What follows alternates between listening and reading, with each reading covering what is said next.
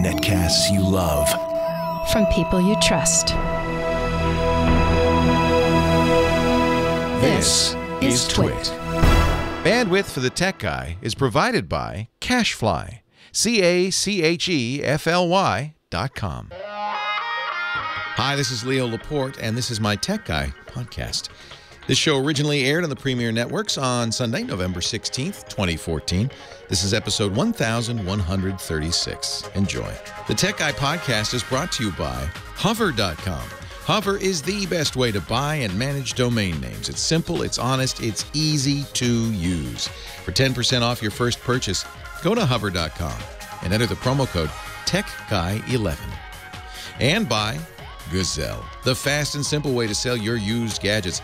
Find out what your used iPhone, iPad, or other Apple product is worth at Gazelle.com. And by ZipRecruiter. ZipRecruiter makes hiring faster, easier, and cheaper. Post your job to 50-plus job boards with one click of the mouse. Try ZipRecruiter with a free 4-day trial right now at ZipRecruiter.com/TechGuy. That's ZipRecruiter.com/TechGuy. Well, look at you. Nice to see you. Thank you for stopping by. Leo Laporte here. I'm the Tech Guy. I hope you knew that. This is not gardening. We're not going to talk about real estate or mortgages, although I have done that.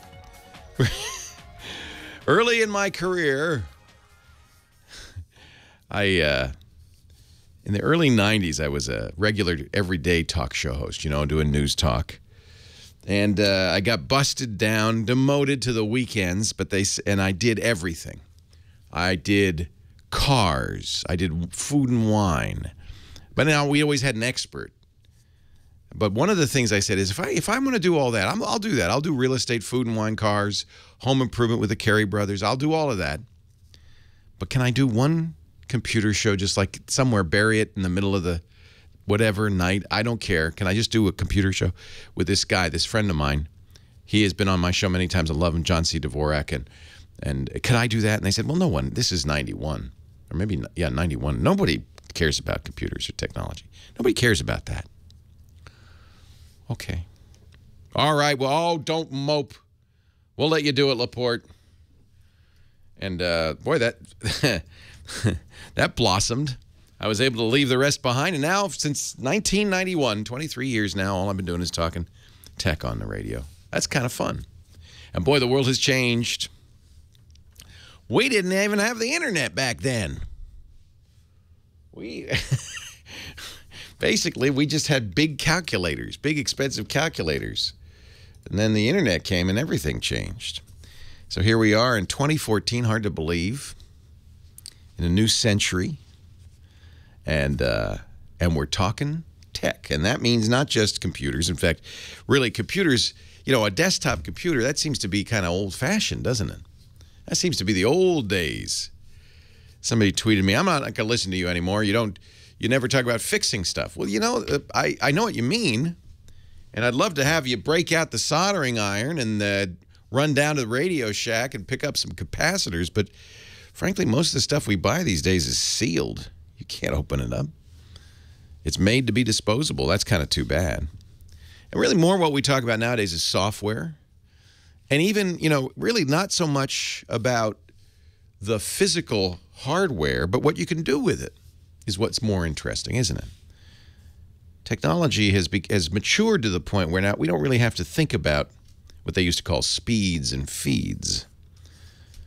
There's still people, they come out with a smartphone, and there's still the people out there. You probably don't know any of these people, but there's still the people out there who go, oh, I can't buy that Moto X. That is only a 720p screen. And what are they doing with the 801 processor when the 805 processor's out? And how could they? And most people just go, look at it. Yeah, it seems like it'll do what I want to do, and then they buy it. They don't. There's still, though, the spec monkeys. They're still out there. The people who were so more worried about specs than really what you do with it. And I think that's always happened. It happened with cars. It happened with stereo equipment. In the early days of hi-fi, all those hi-fi magazines, people didn't really care so much about the music. It was more about, well, What's the total harmonic distortion? And I think that that's kind of, we're at that mature phase now where people are more interested in what you could do with this stuff than the processor inside, which is good. In fact, when Apple announces its iPads now, they leave out a statistic that everybody used to care about. Some people still care a lot about how much RAM an iPad has. Go look on Apple's page, see if you can find that. They don't tell you. Apple, I think quite understandably, I'm not going to say rightly, but quite understandably feels like no one needs to know that. Does it work? Is it fast? In fact, Apple is kind of notorious about being a little stingy with the RAM. But maybe that's just maybe I'm just being a spec monkey when I care about that stuff. Maybe it doesn't really matter. What matters is what you can do with it, right? So let's talk about it. 8888 Ask Leo. That's the number. What you can do with this stuff. How this technology can change your life, can make it better. How it can help you at work, at play, at worship. How it can help you communicate with the world. These are the things I find most interesting now. You know, we had to worry about the hardware in the early days because we were just limping along. But now it's pretty mature. It's pretty good. It does pretty much what you want. 8888 Ask Leo. That's the number. 888-827-5536. We got a great website. Even the web is starting to go away. Did you know that? I still have a website, though. It's techguylabs.com. But, you know, used to be, again, 10 years ago, when you opened up your computer, what you would kind of do is surf from website to website. You'd surf. Remember web surfing? Nobody web surfs anymore. You either go directly to a site you're interested in, like Facebook. I bet you 90% of the time that's what you do. You just go to Facebook. Maybe if there's some links in there, you'll click the links in Facebook. Or you do your email. You know, you go right to your email site. Nobody just kind of randomly surfs anymore. Remember they're still around, actually. Remember the program Stumble Upon? Do you remember that? It was the ultimate web surfing tool. You'd go to the Stumble Upon webpage, and you just keep hitting next. And it would just pick random sites. You could refine it. You could say, well, I'm really interested in motorsports and weaving. And you'd get motorsports. But it was next. We don't do that anymore, do we? Do you surf? Do you still surf? 8888 Ask Leo. I tend to go to the news sites, the informational sites, because I have to keep up on what's going on. I tend to go to, the social media sites. For me, social media is a lot about that same thing, about what's going on, what's the news. And I don't, just kind of randomly go to web pages much anymore. It's one of the things Google's a little worried about because, of course, when web pages were king, search was king. You needed to find the web page, and we still do a lot of searching. Don't. I'm not saying search is dead, but it's kind of it's a little sickly, a little sickly. Because we don't need it anymore. You go to Facebook and the links are there. You go to Twitter and your links are there. You don't search as much as you used to. And Facebook knows this. And what's really changed is, of course, the computer platform itself, the hardware itself. It isn't, as I was starting to say at the beginning, it isn't the desktop computer anymore. It's not even the laptop computer anymore. It's the tablet. And even more than the tablet, it's starting to become the mobile phone. The smartphone is really how I would guess. You should do, I should do a little... Be kind of interesting if we all did this. Like, just kind of record how much time we spend on the smartphone, how much time we spend on a tablet, how much time we spend on a laptop, how much time we spend on a desktop. Now, everybody's going to be a little different in this, but I would bet that the vast majority of people spend most of their computing time, most of their time online, on a smartphone because it's always with you, it's always on. And really, most of the time, not in the browser. Do you use the browser on your smartphone a lot, or do you use apps more? You spend most of your time in apps. And that's what Google's seeing. Web pages aren't as important anymore. Apps are more important. In fact, now I go to a web page, you'll go to Yahoo, and it'll say, well, really, you ought to download the Yahoo News Digest app. What are you doing? In fact, Yahoo lately has covered up the page I want to go to with a big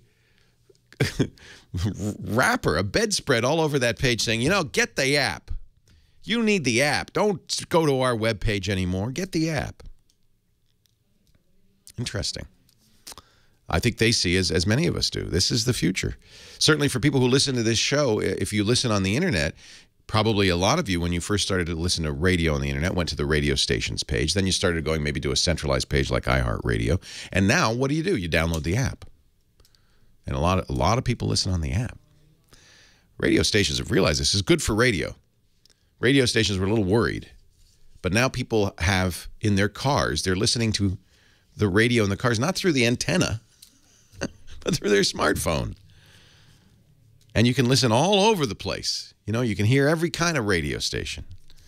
Anything you want. It's a great time to be a content consumer.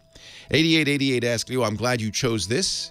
We know you have many choices. Thank you for choosing us. We'll be flying Tech Guy Leo right after this.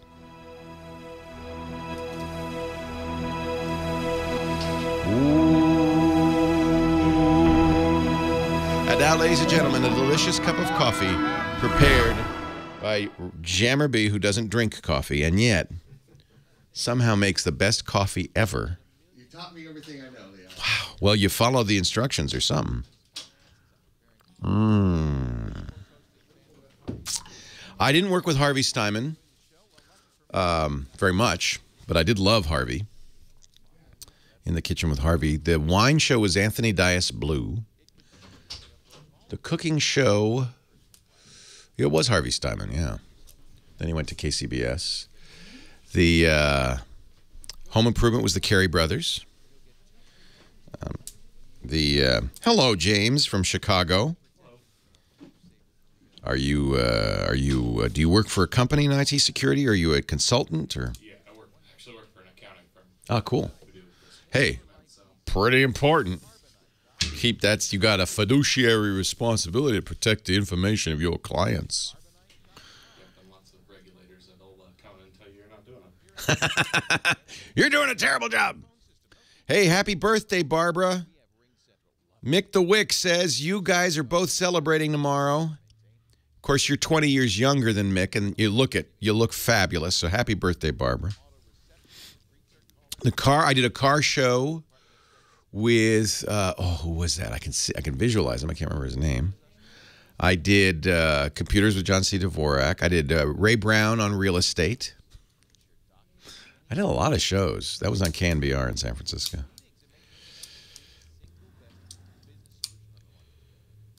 Yes, I want to see The Imitation Game. I hear it's very good. And Alan Turing's story should be better known. I agree. Dr. Mom, yes, I have great plans for my birthday. I believe we're going to a Niners game on Thanksgiving Day. And then Lisa is urging me to pre-record the radio show so that we can continue and celebrate the weekend, but I don't like to pre-record the radio show. It's all the work and none of the fun. I did know Bernie Ward because I worked at KGO for about 4 years. KSFO first and then KGO. Stopped working at KGO in '98 when... Or was it earlier than that? It's when I went full-time for Tech TV. So actually it wasn't 98. It was in when MSNBC went on the air. So it would be 96. So it was a KGO like... It was a KSF... I don't remember how that worked out. Did the chat room I have to ask? look at my resume. Sorry, HH? Did the chat room ask if you knew him? Yes. Bill Wattenberg, oh my God. Bill followed me. Bill Wattenberg on the 50,000 watt KGO. Coast to coast, nation to nation, north and up and down the west coast of the United States is Bill Wattenberg, the biggest brain in the world.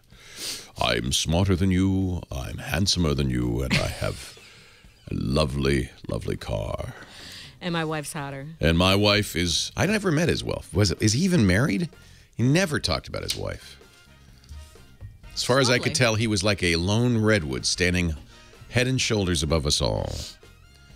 Taliaferro. I once filled in for Taliaferro. God, That is the Taliaferro worst job in the stories. world, is the overnight talk show host. No calls.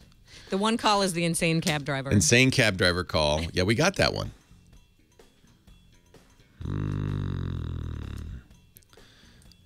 So did Ray... I think Ray retired instead of going over to KKSF. A lot of the 910 guys went over to KKSF. I can't remember if Ray went over. Pretty sure he's not there. I think he's not. I think he retired. beaten down after 30 years of overnight talk radio. The worst.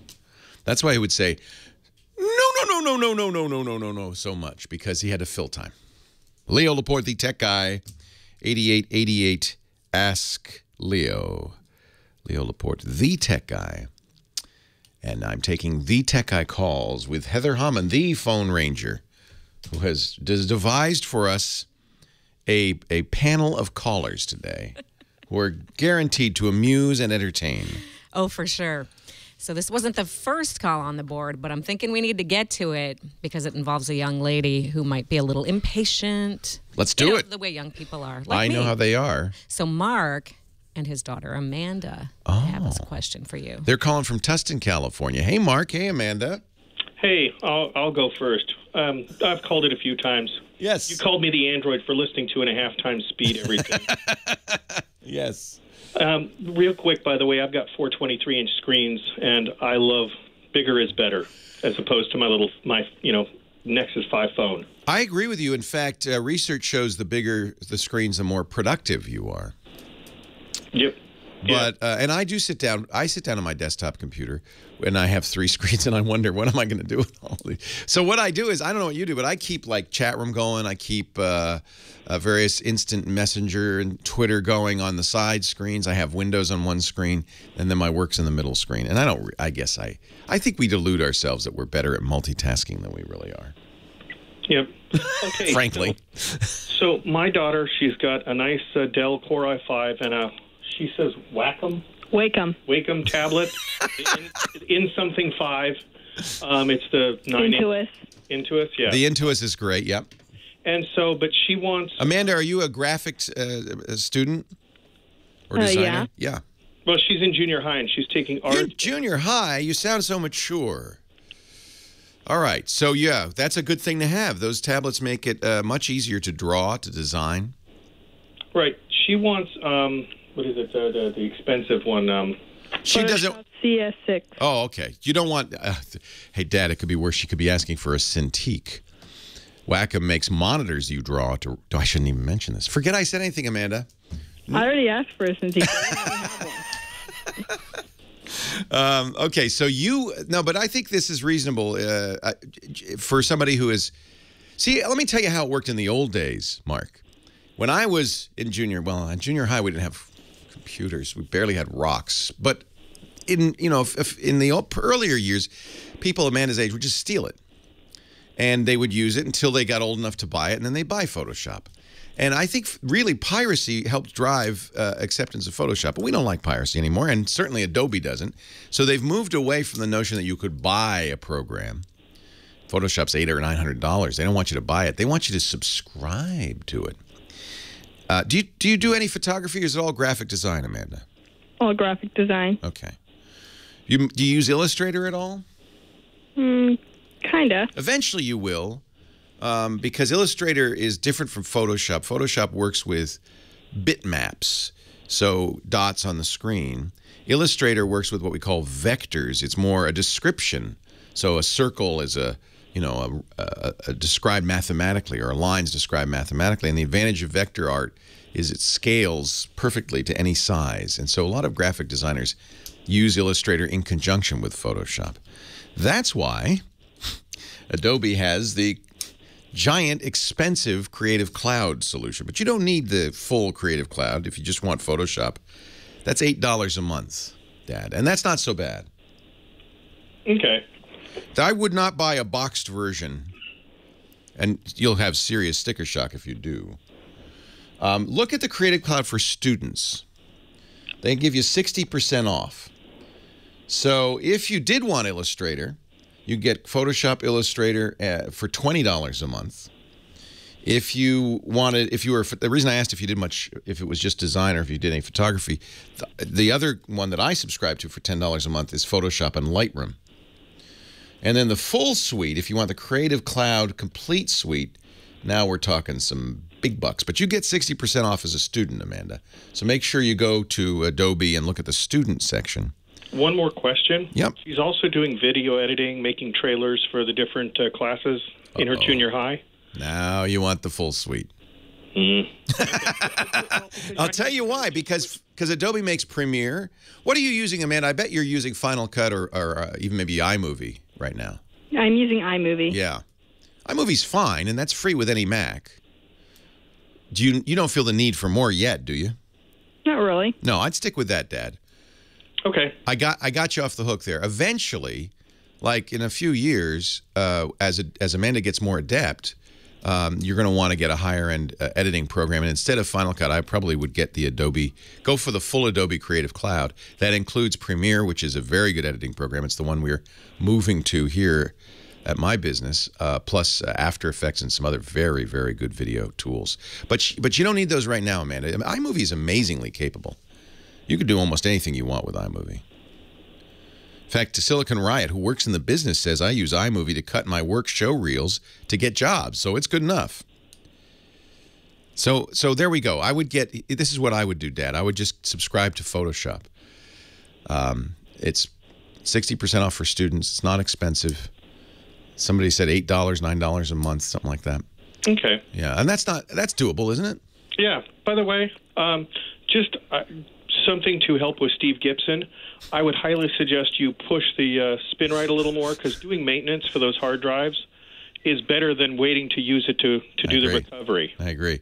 I should explain what you're talking about, because we do a podcast with a guy named Steve Gibson, who is he does our security podcast, a really great security guy, but his bread and butter is a program that's been around since practically DOS days. In fact, it still runs in a special version of DOS called SpinRite. And the idea of SpinRite is it goes through your hard drive and looks for bad sectors and gets you off of them before they really become a serious problem. And I agree, running SpinRite once in a while, it's best to run SpinRite on a new drive and then run it, every 3 months or 4 months just to see if anything's gone bad to avoid the problem. I agree with you.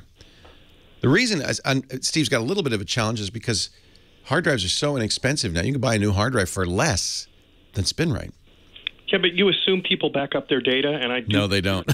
I do not So- assume that, Mark. Okay. I know better than that. You're right. SpinRite you still should back up your data, but SpinRite will save you in a lot of things. So you do this kind of work for a living. Oh, yeah. So you know. Oh, I had a guy who said, I don't have to worry about it. And once he got the $2,000 recovery bill, he now has 2 flash drives, 2 external backups, and I'm putting in Carbonite after I get off this call. Yeah. That's what he needs. That's exactly what he needs, yeah. Local and off-site, it's really important. Hey, it's nice to talk to you, Amanda. Good luck in your career. But somebody at this point in your life, a junior high student, you know what you want to do and you really love it. That bodes very well for your future, I think. Thank you. You're welcome. Good luck. Dad, I think it's a good investment. Spend $10. She'll be carrying you in the years to come when she gets that big job at Pixar. Leo Laporte, the tech guy. More of your calls right after this.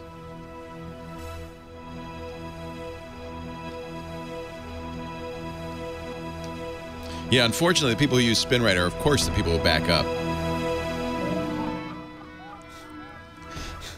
It's a different crowd than the people who don't back up. They don't use SpinRite.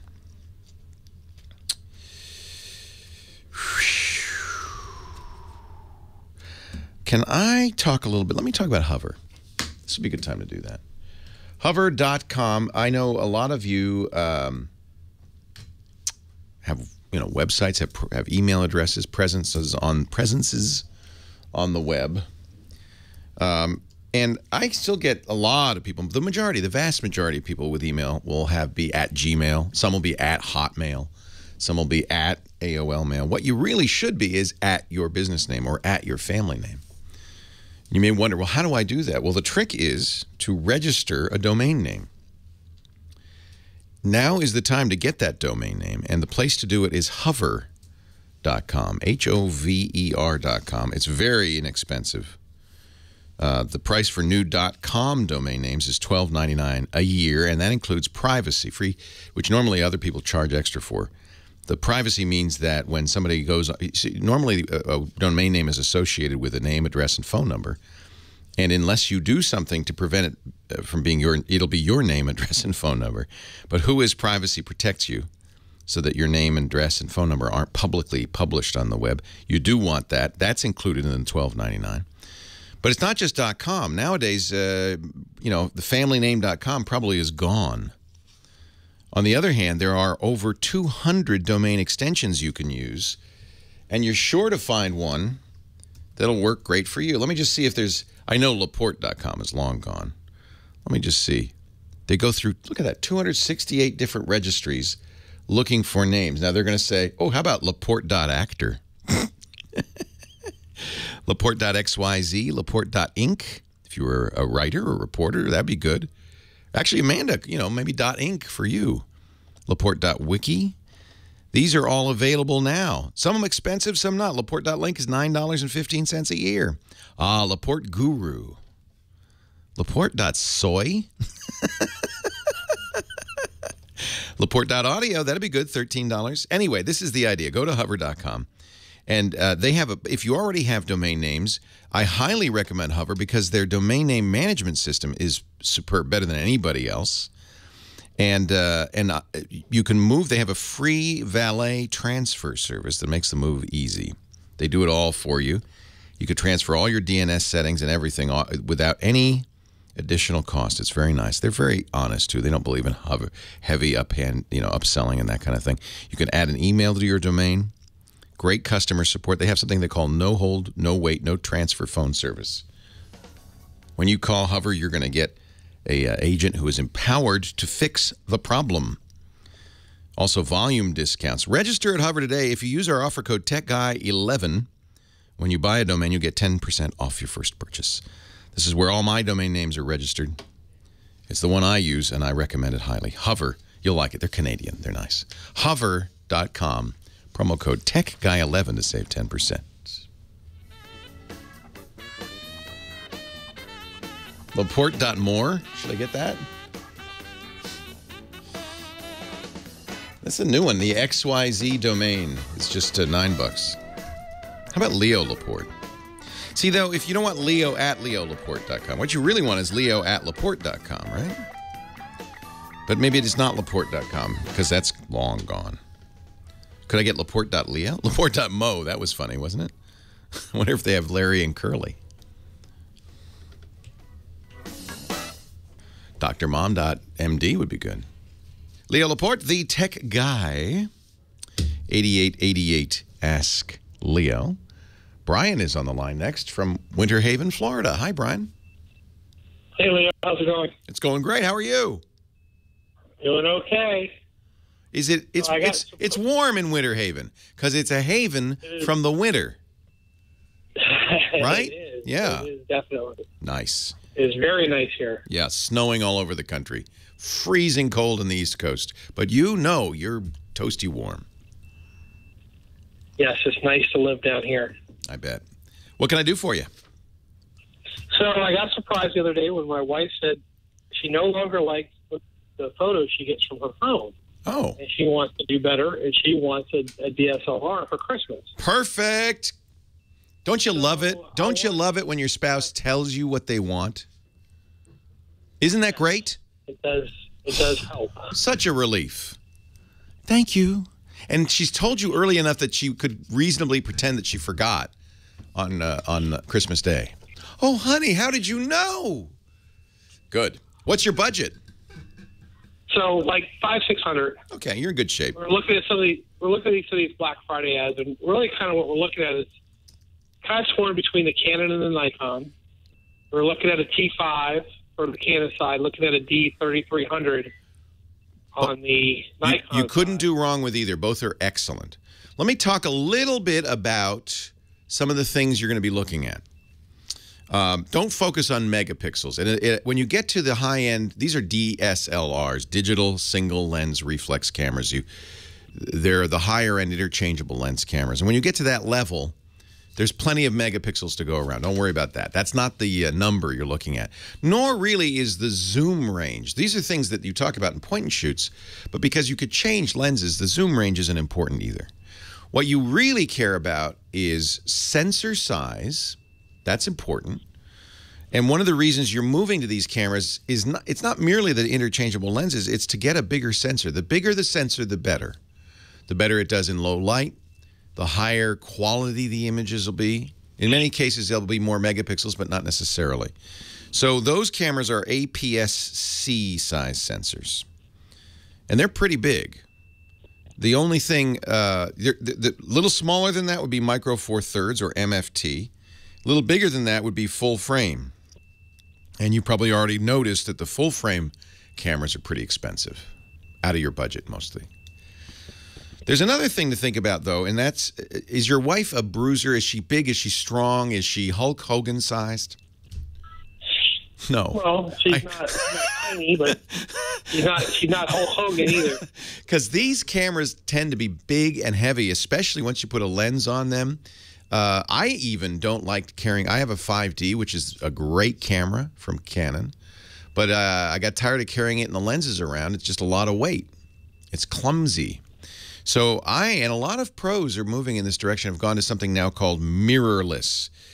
These cameras are very good quality. In fact, you can get mirrorless cameras that are every bit as good, in fact, better than the ones you've just mentioned, but they don't have a prism. So the way that the cameras you mentioned, and most all DSLRs work, is you're looking through the viewfinder through a mirror out through the lens so that you can see exactly what the camera's going to see. That's nice.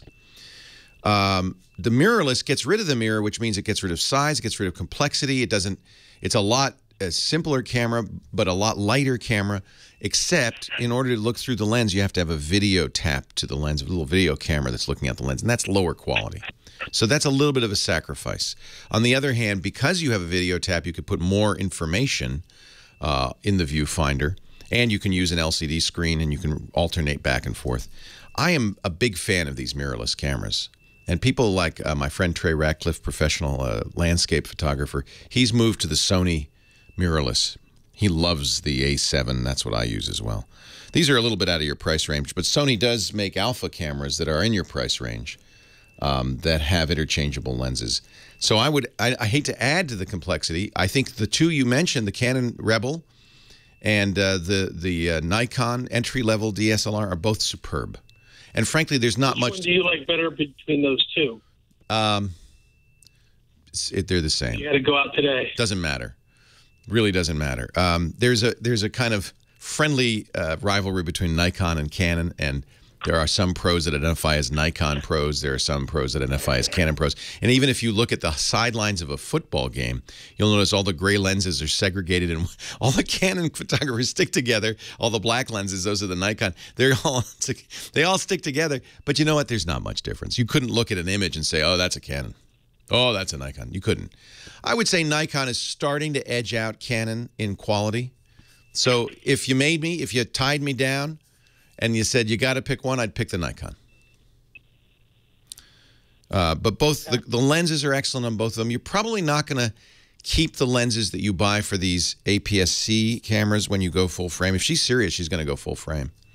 And then you'll start with new lenses, not because they don't work, because they will work with adapters, and sometimes in some cases without adapters, but because they're what they're called crop lenses for the cropped sensor, and you want to have a full frame lens and a full frame sensor.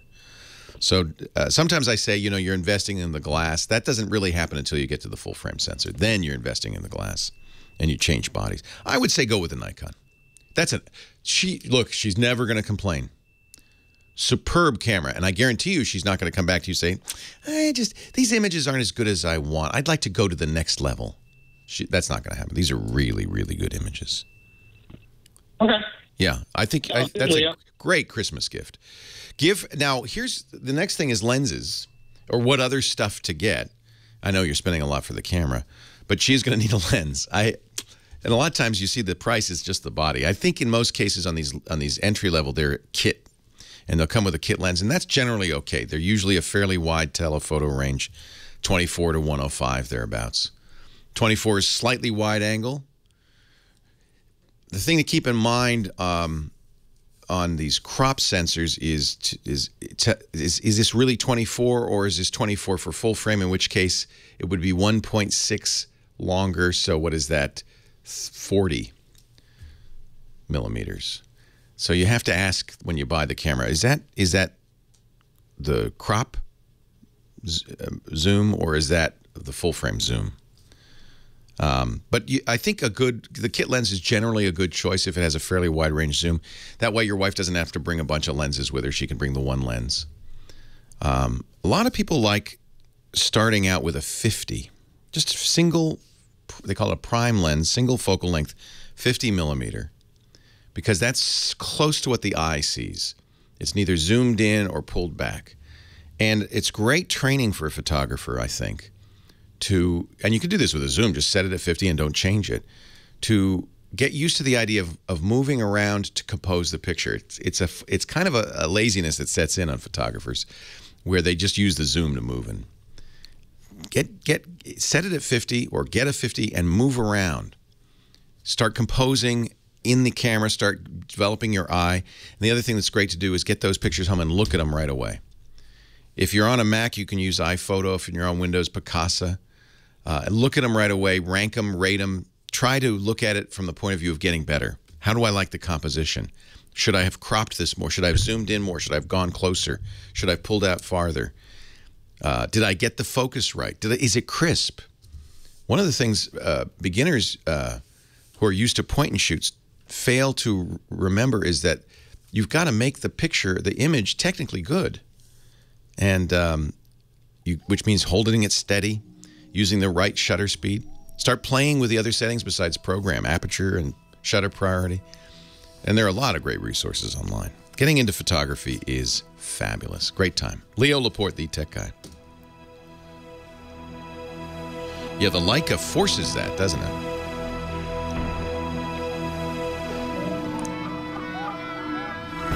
My favorite right now, and it's very expensive, so I don't mention it on the radio show, but I am just in love with this A7S, which is a full-frame Sony, but it's only 12 megapixels. So they're big dots on the full-frame sensor. But that means it does beautifully in low light. And I use the 35 millimeter Zeiss lens with it. It's just a great street shooter. So is 35 millimeter equivalent to? Well, this is a full frame, so that's 35-35. Okay. Yeah, so on APS-C, it's 1.6 times. Huh? Isn't that pretty wide? No, it's not pretty wide. It's slightly wide. But first, so I'm using it. So here's why I like it. It's quick. And it's also silent, which I really like. But it's also quick. So the reason you want it slightly wide for street shooting is you can get in real close. You know, with the wider the lens, the closer you can get in. But you can also, miss a little bit, and you still have a little bit of extra field. And then if you set that at f8, that's the street shooter's focal length. Everything's in focus. You don't have to. You could shoot from your belly. But that is a great combination. It's I got the A7R and I was a little unhappy with it. That's why Lisa's using it. Don't tell her. It's actually better, probably a better camera. It's better quality. Let me just show you the camera so you can. But if you start reading the reviews for the A7S, oh my God, yeah, $2,500. Does very good video, by the way. 422 HD or 4K, but you have to have an HDMI recorder to do 4K, so I never do it. Don't get her a flash. She should get used to shooting without a flash. And this is little, it's tiny. It's the kind of thing you carry around with you all the time. 15 point, this is what you want. This is what makes this such an exciting camera. 15.3 stops of dynamic range. That means it's 15 stops between the darkest to the lightest, and it captures information in all those. That's incredible. It's unbelievable. And I'll show you the lens that I have two. They don't have very many lenses for this camera. It's kind of ridiculous.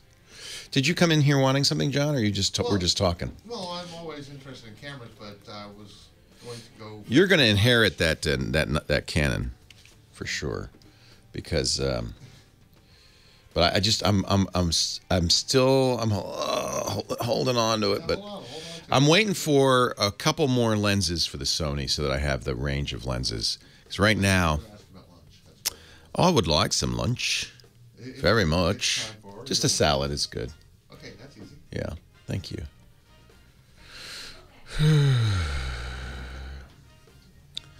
Yeah, 15 stops is phenomenal. It's phenomenal. And what that means is, again, you can this is a camera that you can be sloppy with, because even if you know, well, first of all, everything is HDR if you want it to be. So you put it in Lightroom with 15 stops, you can bring up the dark stuff, bring down the light stuff, and it's like HDR.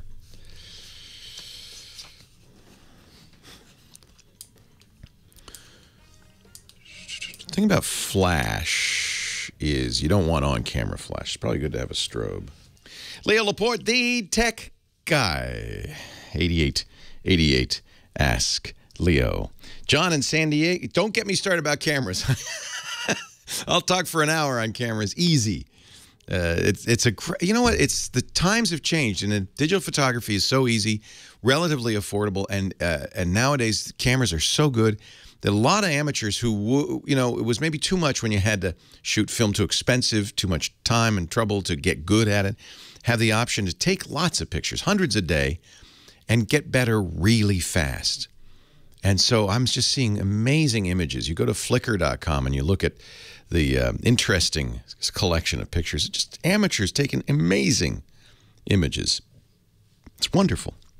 8888 Ask Leo, our digital photo guy, Chris Marquardt, I think stopping by at 1:30 next hour. I haven't heard from him yet, but usually that's where he is. John in San Diego's next. Leo Laporte, the tech guy. Hi, John. Hey, Leo. How you doing? I'm well. How are you? Oh, frustrated. I've got an intermittent problem with my email, and I'm using a Mac, so I have Mac Mail. The worst word in the technology world, intermittent. Because if you can produce an error consistently, you can fix it. Exactly. Well, email itself works fine. It's when I put an attachment. I'm a photographer. I send a lot of emails, pictures, and they're really small files, 300, 400, 500 kilobytes, something like that. And half the time or so, maybe a little less, they go out just fine. And the other half of the time, or maybe more, I get a cannot send message using the server. Try something else, you know, edit the message, try later, whatever. And I took it to the Mac store, and it works great for them. I called up AT&T, and we can't do anything about it because you're not using our mail system. Whose mail system are you using? Mac Mail. Just I have a Gmail account. Gmail. Yeah. And Gmail won't limit you on file size. How big are the biggest images you're sending out? 500 kilobytes. That's nothing.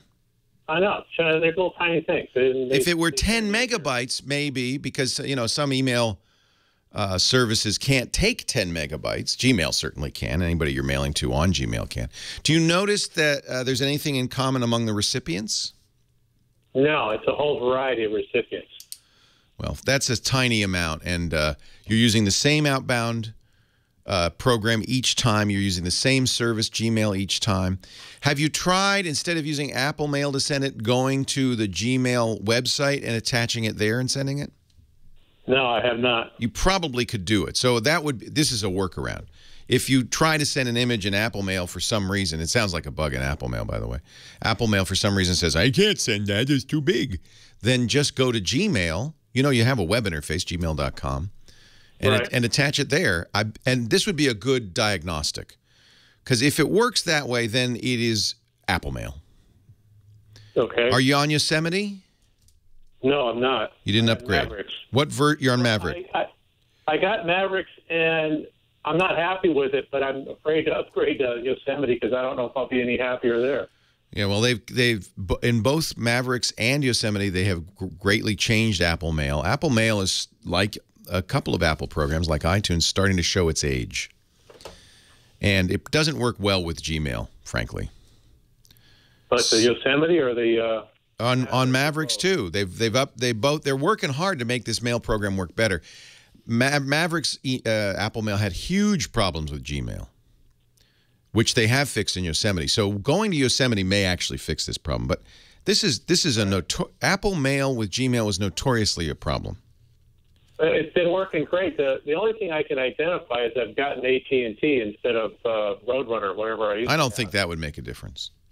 I don't think it does either. They're just seeing bits. They're not seeing what kind of bits. Well, they might be, but they're not supposed to be. So that's just bits coming out of your modem. They don't know. Oh, that's an email attachment. That's too big. No, they're not doing that. Well, it's frustrating. You're not sending out the same mail to more than one person at the same time, are you? No, this is all in single stuff. One file, one person, 500K. That's Apple Mail. There's something broken, or maybe you check the settings, but there's something wrong with Apple Mail. Try it in your web browser to see if it works with Gmail by itself. If it does, that confirms it. Okay. And then there are a couple of choices. You could stop using Apple Mail. There are other programs that work very well. I use a program, not free, I think it's $50, called MailMate. That is kind of an old-fashioned but beautiful email tool. Works much better with Gmail. You can, of course, just use Gmail directly. Yeah, I just like the convenience of clicking on the postage stamp and... Yeah, it's easy. Yeah, I understand. Apple has just had lots of trouble with mail. I feel like mail needs to be rewritten from scratch. All right, so you're saying MailMate, but is there another Gmail kind of thing? Yeah, yeah, you know what? You should go on the App Store on Apple. There are Gmail-specific programs. I don't use them because essentially all they are is an interface to the website. But on the other hand, since you really like the idea of using a desktop application with Gmail, this might be exactly what you're looking for. It gives you a desktop interface to Gmail. It doesn't work with anything but Gmail. Let me just see what there are a couple of. I'm looking at them right now. There's. I'm not sure which ones I like the best, but Sparrow was purchased by Google. I don't know if it's still around. Yeah, I guess it is. That's a little expensive, but I used Sparrow for a long time, loved it. Yeah, I don't see anyone that I would say in particular. There are a lot of choices out there. Try Sparrow Lite. That's free. See if that solves the problem. Google bought it. There's another one that I really like on Macintosh called Mailbox. It's more about your inbox and smoothing out your workflow with incoming mail. But it's a very good mail program, Mailbox. And that's an Apple product? No, these are both on the App Store, but they're third-party products. Oh, okay, I get it. Yeah. So in other words, I can't say for sure, and the only way you'll really know is if you try using Gmail in the web browser and see how that works. So I try that diagnostic. If it works fine, you try to send a photo and it goes bah. And then right then at that moment, go to Gmail, do the same thing and send it. And if it goes out fine, it's Apple Mail for sure. And then that would be the time to look at alternatives like Sparrow or Mailbox. I think they'd be excellent choices. Thunderbird is free. That's a little clunky. I use MailMate, as I said, but it's kind of a power tool. Truth is, I'm now using Google's own Inbox, which is invite only. But is a really slick. Actually, if you hang on the line, I'll send you. Heather, get his email address. I'll send him an invite to Inbox. You use that in the browser. There are apps for iOS and Android, but you use it in your browser. But it is a very slick interface into Gmail. And Mailbox it's kind of based on Mailbox. Mailbox was definitely the inspiration. Another great solution. Our show today brought to you by. Good luck. This is Apple Mail. Absolutely. And probably would be fixed with Yosemite. Apple Mail and Mavericks had endless problems. We're going to get back to the show in a second with Steve in Studio City. He wants to keep his tabs not refreshing. Okay. Tab is awfully refreshing. I don't know. Maybe Fresca? I don't know. Leo Laporte, the tech guy. News at the top of the hour is next. More of your calls coming up. We'll talk to Steve right after this. Our show today brought to you by Gazelle. I bet you have in your possession one or two old devices, maybe an old cell phone, old tablet, just collecting dust in the drawer. Gazelle.com, my friend. That's the place to go to get the top dollar for your old stuff. And it's convenient. That's the thing I love about it. Just go to Gazelle.com. You can get a quote right now. No obligation quote that's good for 30 days. So you can decide, you're waiting for the Nexus 6. You're not sure if that's the phone you want. You got a Nexus 5. You're thinking maybe I should get a quote. I can tell you one thing, that Nexus 5 isn't getting more valuable. So this might be a good time to go to Gazelle.com. They'll buy, of course, iPhones and iPads. In fact, they'll buy broken iPhones and iPads. Cell phones from BlackBerry, HTC, LG, Motorola, Nokia, and Samsung as well. They'll buy tablets from Amazon, Asus, Google, Microsoft. You can get rid of your Surface. You want a Surface Pro 3? Get the Surface Pro 2. Sell it at Gazelle.com. Now, you've got 30 days to take advantage of that quote. Once you do, you pull the trigger at any time in that 30 days. They'll send you a box. They pay the shipping. They pay the shipping. If you forget to wipe the data, don't worry. They'll wipe the data. I love that. And then they'll send you cash, check, or a PayPal credit if you want it faster. Or, I like this, you can get Amazon gift cards. And they'll even bump the Amazon gift card by 5% to kind of sweeten the deal there. And that's a good, if you buy a lot of stuff at Amazon, that's what I always do. Gazelle. They've paid out more than $170 million to over 1 million customers with their fast processing, their free shipping, their great price. You're going to love them. Don't sit on that old gadget. Let it collect dust. You wouldn't leave a $100 bill in your drawer, would you? Go to Gazelle.com. Find out what that old iPhone's worth. Gazelle.com. Coming up on Twit this afternoon, Miriam Jouar, Mike Masnick of Tech Dirt. We've never had him on. I'm very excited about him. Mike has been increasingly one of the best writers about things like net neutrality. And net neutrality will be the topic. We're going to bring on 2 internet service providers who are on opposite sides of the fence on Title II regulation of ISPs. This is the President's solution, not the FCC's necessarily, but the President's encouraging the FCC to regulate ISPs as common carriers. That's the so-called Title II of the Telecommunications Act. Dane Jasper of Sonic.net, founder, old friend, one of the best ISPs in the country, independent ISPs in the country, says that's a good idea. Brett Glass, longtime tech writer and ISP in Montana, he's a WISP, wireless ISP, says that's a terrible idea. So we're going to actually have a little mini debate at the beginning of Twit today. And my hope is not all heat and, no knowledge. I'm hoping that we can use this conversation to give you a better idea of what the issues are and to better make up your mind, because I think that we all believe that the internet needs to be protected in some way. How is, I guess, the question. So Dane and Brett will face off at the beginning. Yeah, well, Brett and I got in a fight on security now.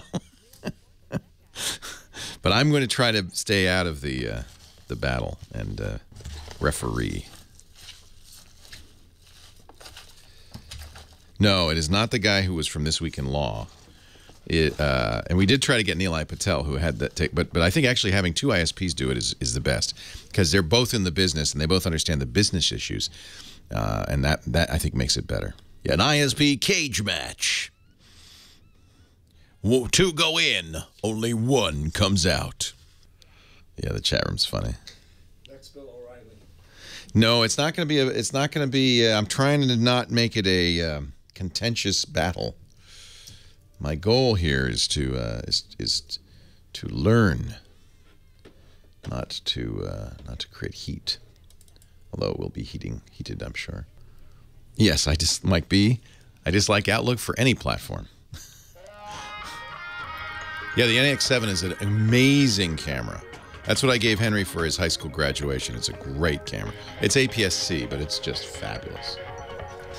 Like I said, though, I've never loved a camera more than the A7. It's, for what I do,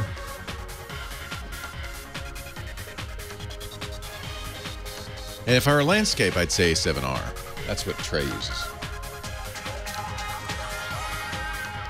Well, hey, how are you today? Leo Laporte here, the tech guy. Time to talk computers and the internet and home theater, digital photography, smartphones. We did a whole hour without any mention of smartphones at all. Isn't that a remarkable thing?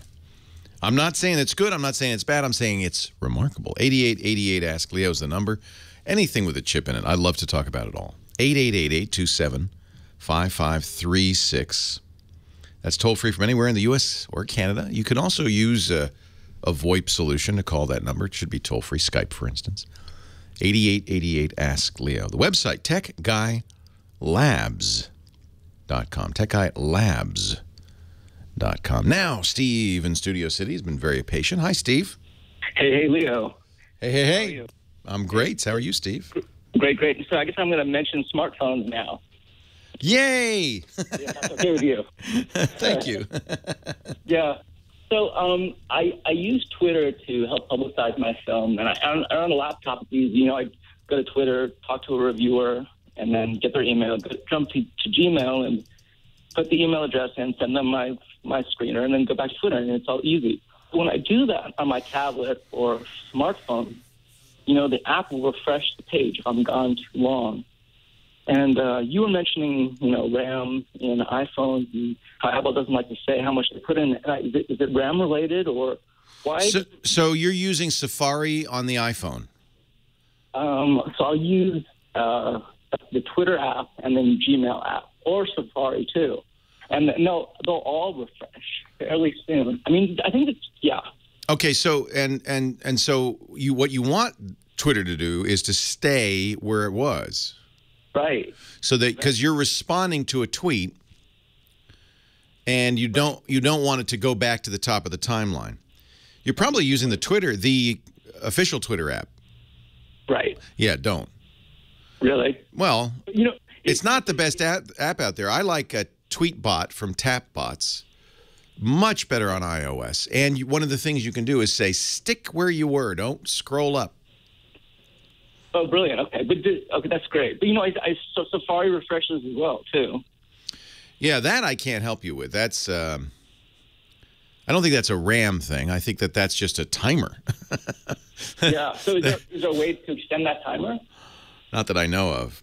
Yeah. When you're talking about an iPhone or any Apple product, it's much less likely that you can make it work more like you want it to. Apple really has a way of doing things, and they don't expose those innards to the user.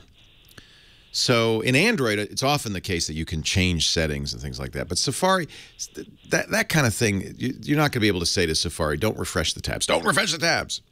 You're just not going to. Okay.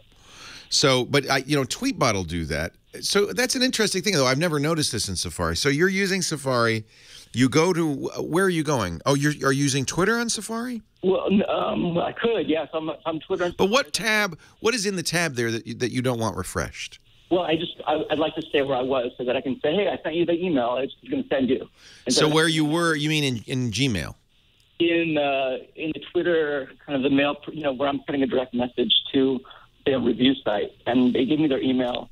So I have to copy that. Oh, I get it. So in Safari, you have the review on Safari, you have Twitter on the tweet, and you have your mail app on the mail.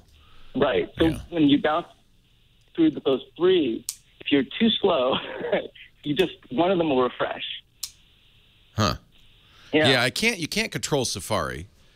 Mail is refreshing only because you've set it to get the mail automatically. You could turn that off. Okay. So you'll look, if you look in the mail settings, probably, and with Apple this is also weird. It won't be in the mail app. It'll be in the preferences, and you'll see the mail setting and just say, don't do that. Do it manually, or don't do it so often. Don't get the mail so often, because it's set right now every 10 minutes to go out and get new mail. Mm-hmm. And then Tweetbots will let you stay right where you are. I have to do that. I have to download that. That's it's the best Twitter app. Okay. By far. Yeah. In fact, what you will be able to do with Tweetbot is, instead of going to Safari to look at the page, you see a link in your Twitter, you click it, it will open it in Tweetbot, and it'll stay there. It won't refresh, and you'll be able to respond to it in mail and then come back and everything will be as it was. Oh, brilliant. Yeah, I think that's the best way to do it. Okay, great. By the way, that is one thing missing from Android. Somebody in the chat room is saying it, and I agree. Tweetbot is easily the best Twitter client out there. And there's nothing equal on Android, in my opinion. So you're lucky. There are a few apps that are just beautifully done on the iOS platform, and that's one of them. Oh, good. Yeah. So what is your, now I know the real reason you called. Tell me about what you're doing here. What is this? What are these reviews of your film? What is this? Oh, so it's just Twitter is great because, as a filmmaker, it's frustrating to get your film seen a lot. Especially, I mean, I think it's a good quality film, but festivals. Do you post it on YouTube, or is it you're trying to get it to festivals? Yeah, festivals. But those just the reviews from Twitter. I mean, if you get, how people ask for reviews. You want to respond, you bet. Yeah. You want to respond. I mean, if you look at, this is what Twitter is best at. If you look at artists like Lady Gaga or Taylor Swift, who really use social media well. Taylor Swift has done such a great job of promoting her album, 1989, on social media, on Twitter, on Instagram, on I presume on Facebook. I don't follow her on Facebook. She's just nailed it. And it is easily the best way to market. Yeah. To a certain crowd, to the people who are using those apps. What's the film about? It's called Fear. It's about it's on the emotional cascade of fear that we go through. And it sounds scary. Yeah. Well, yeah. It's not a horror movie though. Is it a documentary? No, it's a psychological thriller horror. It's a thriller. Oh. Yeah. And have you been able to get it into the festivals? Are you doing all right? Yeah, we just did one, but it's funny because festivals like Toronto, they want to run Ghostbusters from 30 years ago. I know. And, That's because the fans love it, and this is always the challenge as an artist. I'm reading David Byrne of the Talking Heads' new book about music, which is wonderful. And one of the problems is if you're a musician is they want to hear the oldies, but you don't want to go on stage and play only your old hits. You've got to get some new stuff in there, and it's a real trick to get people to learn about and accept the new. And that's what a film festival programmer has the same problem. How do we sell the seats? Because we want to show new stuff. Toronto Film Festival is one of the great film festivals. But yeah, they show Ghostbusters. Come on. Yeah. It's 30 years old. So, and are you a student or when did you? No, this is my third film, but I'm awesome. facing the challenges of just. Self-financed? Self-financed, yeah. Awesome. And so the way that what you need to do now is you need to get it to festivals and then get somebody to buy it, to distribute it. Right. And we've gotten great reviews and things, but I think that the problem with it is that it doesn't matter because if you don't have a lot of attention in social media, then it just right. It dies. So put yourself in the Toronto Film Festival programmer's point of view. If they see a lot of activity on Twitter, that's going to help. That's it. There's a lot of interest in this movie. How are you getting people to see it, though? Well, I'm sending out copies? Right. I have a private screener in EPK, and I just talked to, there's so many film blogs, and there are so many horror fans and horror sites. It's just amazing. There you go. There's your ticket. Thank you, sir. There's your ticket. You have a film. It's in a genre that is very beloved, and there are lots of blogs and websites and things, and I think you're doing exactly the right thing. Yeah. That's how you promote it, Steve. Good luck to you. Thank you, sir. Fear, F-E-A-R. Yeah. What's the website? It's Twitter, fear_film, or on Facebook, fear.short. Fear.short. Yeah. Awesome. Thank you. Good luck, Steve. Thanks. Leo Laporte, the tech guy. More of your calls right after this. Comic-Con is a great venue, you bet. I use Carbon. I use Plume. Please, be my guest. I think I've tried everything on Android, and I'm actually using the Twitter's own client right now. It's just terrible. But it's Carbon is the closest I've found. I was using Phoenix for a while. Problem with Phoenix is it wakes up a lot. It's killing the battery. Brian, is that right? Yeah, Brian in Merrimack, New Hampshire. Hey, Brian, Leo Laporte, the tech guy. Hey, Leo. By the way, I called in a couple of Sundays ago, and you bumped me for Steve Martin. I've never been so interested. Did you hear what Steve said? He said, oh, no, take Brian. I can't believe you would bounce Brian Heshew. Anyway. I am so sorry. And in fact, I accidentally hung up on you. Because I was so flustered that Steve Martin called. I went, and I pushed the buttons wrong because I wanted to put you on hold as I did the following caller and take you after Steve. And did you hear what Steve said? He said, oh, no, take Brian. I know. What a great guy. Isn't that amazing?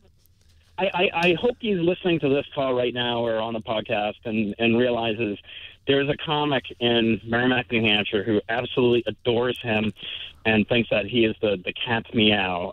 He is just incredible. I can't believe I just said cat's meow. Brian, are you a comic? Yeah, sometimes. That's amazing. What are the chances of that? Wouldn't be the first time that a comic's been bumped by Steve Martin, I would imagine. Well, now it should be like extra salt in the wounds for him. I hope. If he calls, I am not talking to him. I am talking to Brian from Merrimack, New Hampshire. God, I hope so. What can I do for you, Brian? Sure. So I have an iPad. I have a Samsung Galaxy S4. I think they're both fantastic, but on the Apple side, I kind of don't like it how they don't talk. It doesn't have any permissions like on Android, and I feel that the permissions for Android, so many of the apps have just increasingly more and more over time, kind of like taxes. Kind of like how taxes only started with the rich, and now like lots of tax. It's moved down to the middle class and whatever. It's just over time spread and spread and spread. Yeah. Permissions are like ladies' purses. Once you get bigger, you can't stop. You have to go bigger and bigger and bigger. Yeah, then it's like a hockey goalie's bag. I mean, it is. I think the permissions now are so ridiculously intrusive. And a quick example is my favorite app is TuneIn. I'm a radio Love guy it. Me too. Well, love it. What's that? TuneIn Radio Pro. Awesome. Yeah. And you can listen to this show on it. Absolutely. You'll love it. And but the thing is, even now, it wants access to all of my contacts, and because it wants to be social. Right. And I think that's a weird proposition. So let me talk a little bit about this, because it's an interesting, it's an astute observation, and it's very interesting. Apple does the same thing, but they have a different philosophy about it. So I think all mobile platforms now, for security reasons, and because we are, as consumers, more aware of privacy issues, all mobile platforms essentially work the same. And now, by the way, the Macintosh is doing this too. An application to do certain things has to explicitly announce that it's going to do those things. And then the operating system will say, okay, but if you want to do those things, you're going to need the user's permission. The difference between Android and Apple, Android is, and this is kind of in a nutshell, the difference between the two operating systems, really. Android says, we're going to dump it all on you. You get to choose. Android's all about choice. We will show you everything that the app wants to do, and it's up to you. Now, it would be kind of nice if you could selectively approve these and say, well, I'm going to give it this and this, but not the contact list. But and why don't they allow you to do that? Well, because that's what I want. It might break the app. It certainly would make the app more complicated to write, because the app would have to respond appropriately when it's denied permission to do something it wants to do. Right. So that I agree, and I think we're going to get there. Now, the way Apple does it is the same. The developer will explicitly in Xcode say, I need to do this, this, and this. Some of that stuff is just approved. Apple does it for you. And that is kind of the way it is, isn't it? You trust the Apple Store. They're going to do that for you. And then the rest of it isn't done all at once, but is done on ad hoc as needed. And in Apple's case, at least, you can sometimes say no. So if an application needs to know your exact location, the first time the app runs and asks for it, you get to say whether it's going to get it or not. Not on install, as in Android, but the first time it wants that. And then Apple, in the new iOS 8, has gone one step further. Sometime later, a few days later or a week later, it will say, it will pop up, hey, do you know it's still getting the location. Is that still okay with you?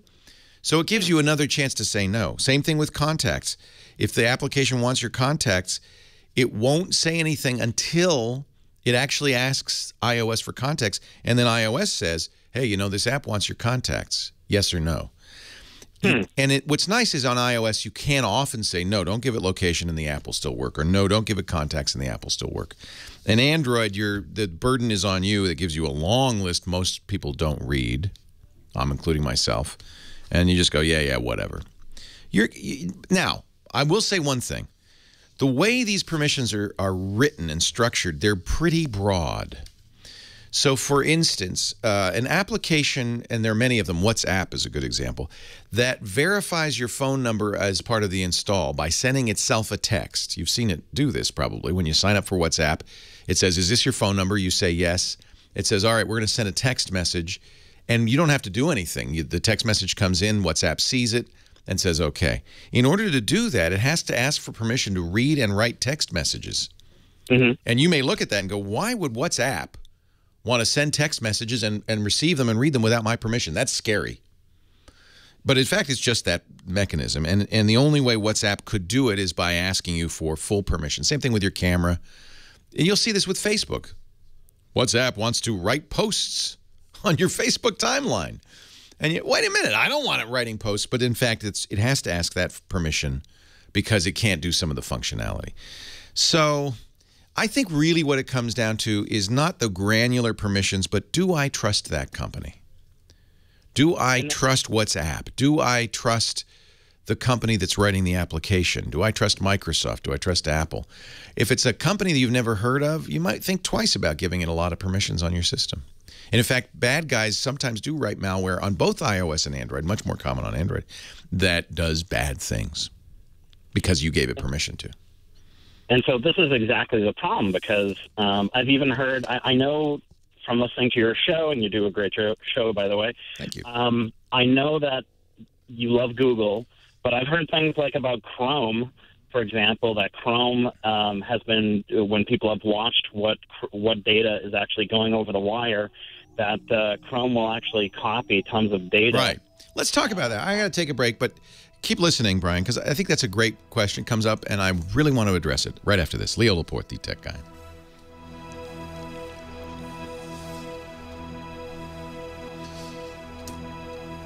The juxtaposition of Android and iOS is really kind of, in a nutshell, the whole security issue and privacy issue.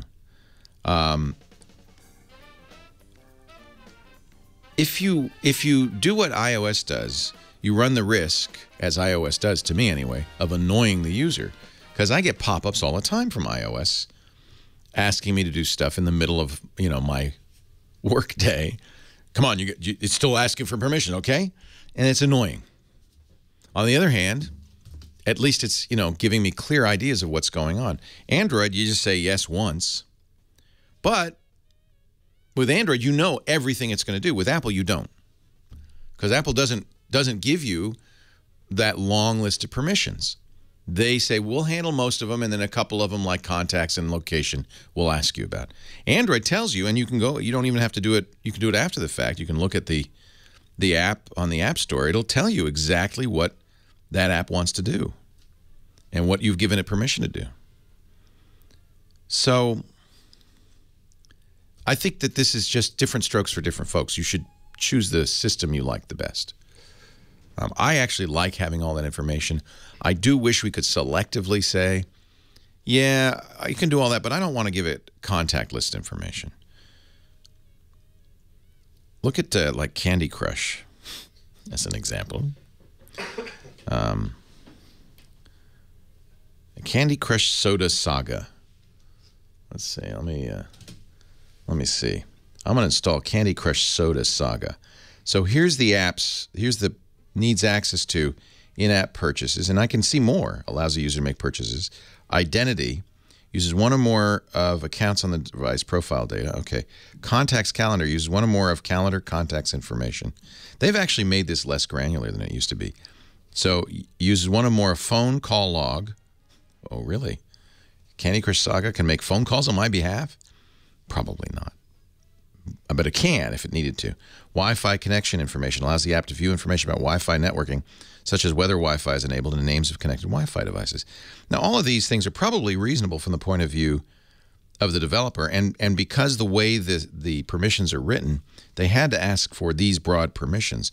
They're not going to get too granular in the developer interface. The one that bombed everyone on my email list, Dr. Mom, that was Twitter. But you notice it's not granular in the sense that I can say no. I have to either accept all or none. iOS, it doesn't give you access to a lot of those. A lot of those permissions are in iOS and Apple decides. But it does give you access, granular access to some, mostly just phone, calendar, location, and what do I see a lot? Is that a touchdown? No. Just number 51. He sacked him? Yeah. 2nd and 13, yes, I think so. And they're kind of in their hold him. Yeah, there we go.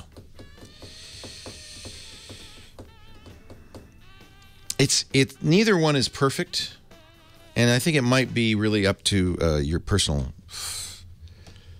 I sent invites to join to everyone. Well, I remember Twitter was for a long time pestering everybody, saying, "Leo wants you to join Twitter. Leo wants you to join Twitter." That was really annoying and embarrassing. Yeah, what was that? Oh, it was Tiny. But that was my fault because I quickly tapped a thing that said send out invites. TIINY. It's Kevin Rose's app. Leo Laporte, the tech guy. Back to the we were going to talk a little bit about Google. Brian raised an interesting question. Google seems to be sending a lot of information back to the mothership. And I completely understand why somebody would not want to use Google. I got to point out that when you use the internet in any way, your internet service provider sees all that traffic, except the encrypted stuff, and in some cases, even the encrypted stuff. Using the internet is essentially a public act. So you might want to think a little bit about not just Google, but Facebook, your internet service provider, everybody else. You're essentially committing a public act when you use the internet. And what the calculus we have to do is, well, am I getting enough value out of Google or Facebook or the internet in general to make it worthwhile? And it should be, I think it should be an explicit trade. I think Google, of all the companies out there, does the best job at saying, here's what we know, here's what we collect, here's what we do with it, and letting you make a conscious, explicit decision about whether you want to use Google in that case. I think that's great. And I think the choice is not to use Google if you look at, and Google, if you go to google.com/dashboard, you can see everything Google knows about you, everything it collects about you, and then make the decision. Now, some people may say, well, Google's collecting more than that. I don't think so, and I think they're very explicit about what they collect, and I don't think it's worth the risk to lie about that. Put them out of business. And you'd see big articles in the Wall Street Journal and the New York Times and everywhere saying, look what Google's doing. They're lying. Their privacy policy's wrong, and et cetera, et cetera. And you don't see that, and I don't think you ever will. I think there are plenty of people, rightly so, paying attention, a lot of watchdogs, a lot of security-conscious folks, privacy-conscious folks paying attention to what Google does. So I think it's fair to say when you go to google.com/dashboard and you look what information Google's collecting, that's it. And you now have the right to make the decision. And absolutely, should I use Google or not? You don't have to. You could stop using Google. You could stop using Facebook. You can stop using the internet. But you need it should be explicit. Unfortunately, we don't really know what your ISP is collecting. The other question I would ask is, well, what is the harm? So what does Google do with what it collects? Do they throw you in prison as a political dissenter? No. Do they, I don't know, harass you? No. What do they do with it? They sell it. They sell advertising. So the harm is that you're giving Google information so that advertising can be targeted. And I know this because when I go on Etsy, I'm going to get an Etsy ad the next time I surf to a site that has Google ads. I mean, it's very clear. And Google says, yes, we do this. This is how we monetize. Because if you think about it, Google's offering you a huge number of free services, and nothing's free. You have to pay for it somehow. You're paying for it with your personal data and advertising. So you get to make that decision. And I think it's, I would never take that away from you. Don't use Google. Don't use the internet. Don't use Facebook if that bothers you. personally, I'm more worried about the government. Because what is the harm with Google? Well, they can sell some ads. What is the harm with the government? They can throw you in prison. If the government wants to decide, you know, and you might say, well, that would never happen because we live in a free republic. Does anybody still say that? Would never happen, except it does, and we know it happens. All you have to do, the letter that the FBI sent to Martin Luther King a few years ago has now been made public, and it's a reprehensible, morally corrupt document. J. Edgar Hoover had the FBI follow Martin Luther King. He decided that the civil rights activist was a terrorist, and he tried to get him to kill himself. Horrible things. So our government can do these things. And the information that they glean from your use of the internet can be used against you that way. Is that bad? Yeah. The harm is there, very much so. So I think it's appropriate to be very concerned about privacy, especially when it comes to law enforcement and government. Even if you're innocent, you're merely, you know, protesting for civil rights. Maybe you say one thing politically incorrect, and now they're after you. That is a potential harm that is huge, significant. Google's not going to arrest you. Google doesn't have guns. They're collecting data about you to sell better advertising. So I think you, and you know what? If that bothers you, I understand. I'm not saying that's your choice. We don't really have the choice about what the government collects on us, do we? We try. We try to be aware of it. It seems to be much bigger than we realized. I talked yesterday about the story that came out in the Wall Street Journal this week. The Department of Justice is flying small airplanes out of 19 airports covering most of the population of the United States. These small Cessna aircraft are carrying boxes from Boeing called dirt boxes. They are fake cell towers. They fly over populous areas with these fake cell towers and harvest every single cell phone in the area, the unique identifier, and GPS coordinates. Now, they say, well, we're doing this. I'm not sure exactly how they can justify this. I think it is absolutely beyond the pale, but they say, well, we're looking for specific suspects, so we just throw the rest of it out. But they're doing this all the time. I mean, constantly. And, you know, what we've seen with the NSA is they don't throw it out. They just save it in case. Later, down the road, if there should be a problem, we've got all this data. Why would they throw it out? We don't, you know, it's hard drive space is cheap. We'll just store it. The NSA is building a giant facility that is primarily data storage, so they can store everything they collect. And I would imagine the Department of Justice is doing the same thing. That's something to be concerned about, if you ask me. That's, it seems to me, beyond the pale. There's not, and by the way, the only thing you can do about that is not to carry a cell phone. 8888 ask Leo. Jay in Providence, North Carolina, you're next. Hi, Jay. Leo Laporte, the tech guy.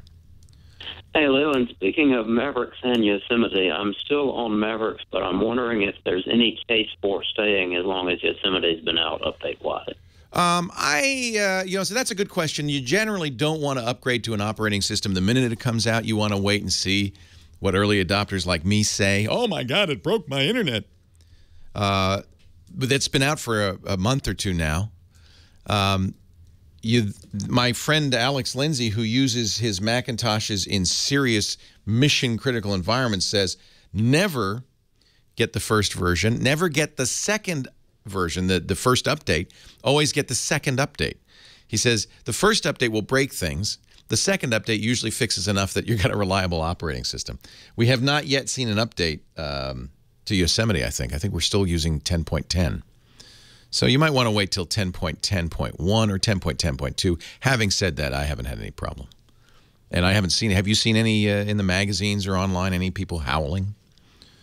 I haven't found anything, although it seems like that in security now there was some sort of bug very early on. There was a root pipe exploit, but that required somebody to be at your computer. So if somebody could sit down at your computer, they logged in as you, they even if you weren't an administrator, they could escalate and get root permissions. But I bet you run as administrator. I guess even if you run an administrator on OS 10, you have to give an administrator password if you want to do critical things like erase everything. This root pipe exploit means they wouldn't have to enter that password. I wouldn't worry about that. If somebody's sitting at your computer, you got bigger problems than that.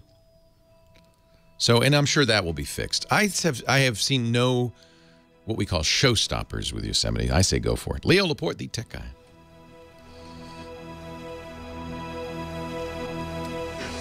And I think their 10.10.1 is close, yeah?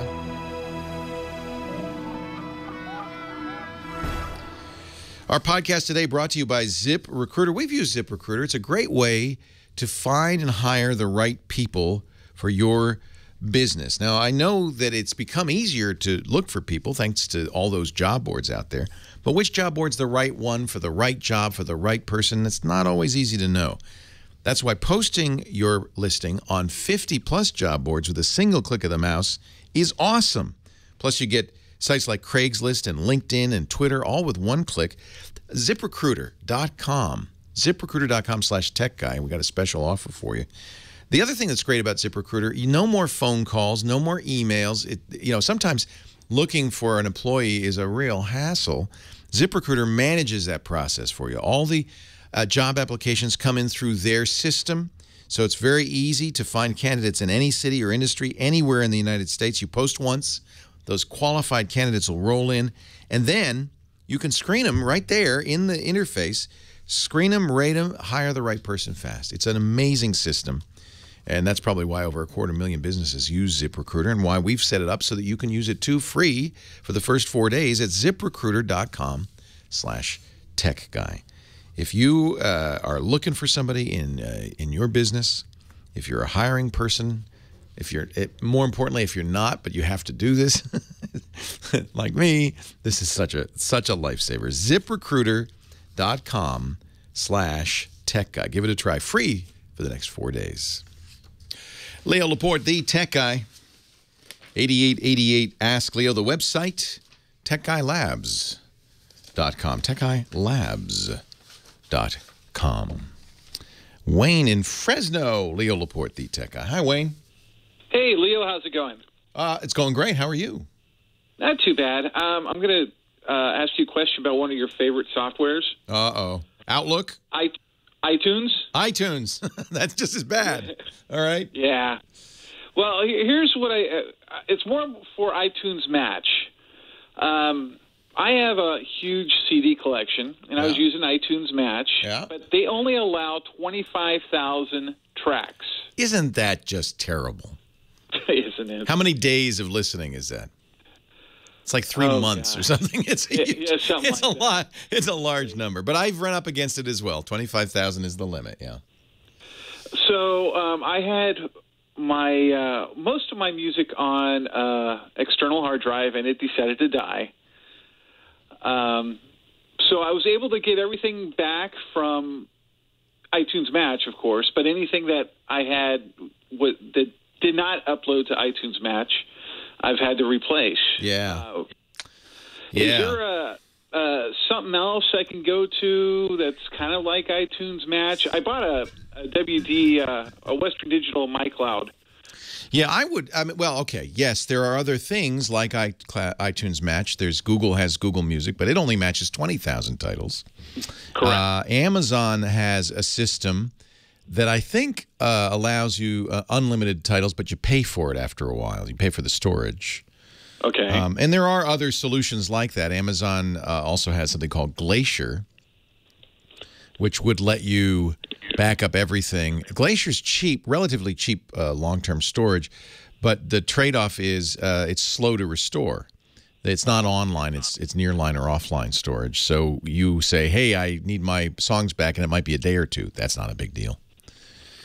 All right. At least you get them back. And of course, there's Carbonite. But if you have the problem with online backup solutions is you got to upload all that stuff, and if you have terabytes of data, that's kind of a prohibitively long time. Correct. Glacier will let you send them a hard drive, which is kind of cool. Okay. But I would just one thing. I would just mainly I would just back up locally. Okay. That's what I do. One of the main things I liked about iTunes Match is that if I needed a song, if I was somewhere and I needed to pull down some music for something. Oh, it's great. I use it. I pay for it. It's only $25 a year. Yeah. It's worth it. Every 25,000 songs are stored. That's how many songs do you have? I'm still, I probably have 5,000-6,000 CDs. Oh my goodness, yeah. So what I do now lately, you see, the CD is a backup too. Don't forget, unless you throw it away. But the CD is a backup. You can always rip it again. True, but I'm currently boxing them up and putting them in the garage because I don't ever use them. No, but that's your backup. That's one of. I would say do that and another backup, and now you got a pretty good backup system. Don't keep it all in the same place. If the house burns down, you lose everything. Depends how if you have that much music, this is an important thing for you, right? You don't want to lose this stuff. Lately, I've been buying music not as many of us have digitally, not on disc. And Apple will tell you if you buy it and lose it, you lost it. It's just like losing your disc. So even more important, we don't even have that disc backup that you have. We have to make sure we, really are careful with our stuff. So, I think buy an external drive. The good news is even with how many hundreds of CDs you have or thousands, you probably could fit it on a single 2 terabyte drive. Right. And then put that somewhere, bring it to work. Put that somewhere else. It's a pain to re-rip them. I understand that. So you want to... It is. It is. Now, my suggestion, by the way, because storage has become so cheap, is to no longer rip them to MP3 or AAC to the compressed version. And that's all, by the way, iTunes will do. iTunes will give you 256 kilobit AAC. I would, next time you rip them in an uncompressed format, Apple Lossless or FLAC, because now you're getting every bit of data that's on that DVD, or CD, rather. Okay. And disk storage is cheap. It's getting cheaper. So you can, I do everything in FLAC now. I don't, because I want to have at least CD quality. Yeah, I went up and updated to the Western Digital MyCloud. I got the 3 terabyte instead of the 1. Good solution. And that backs it up automatically. It's going to take a while, but it'll back it up automatically, and then you got it. Okay. Yeah. If you have, now, there are now increasingly some interesting choices out there because we're seeing a price war among cloud storage. So there are some interesting choices that you might stay aware of. The iTunes Match is one. Microsoft has just announced that they're going to give you unlimited OneDrive storage if you have an Office 365 subscription. So that means for around $60 or $70 a year, you can have unlimited storage on OneDrive. Wow. Somebody in the chat room says, well, you could also have multiple iTunes accounts and then pay $25 for, and then that would give you 25,000 songs per account.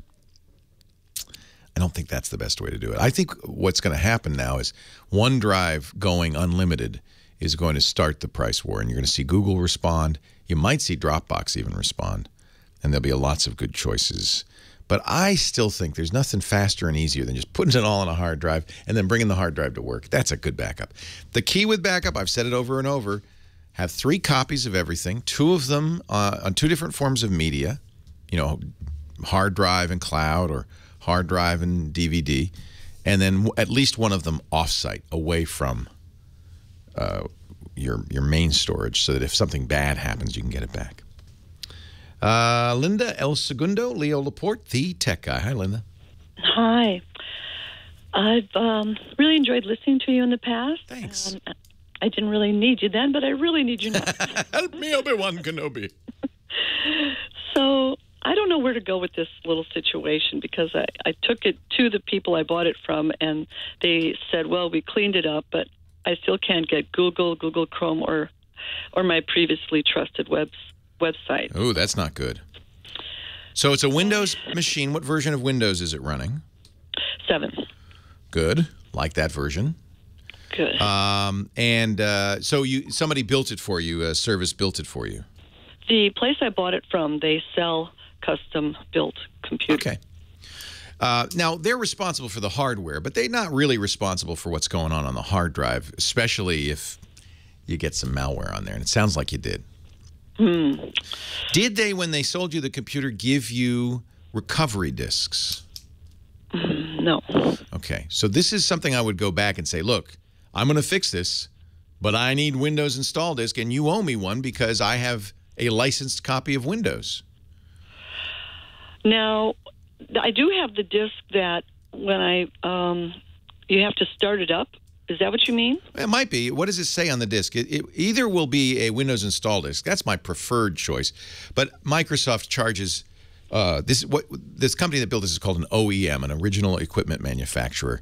Microsoft charges OEMs more if they're going to include a Windows install disk in the package, because Microsoft continues to be so concerned about piracy. They care more about that than your convenience.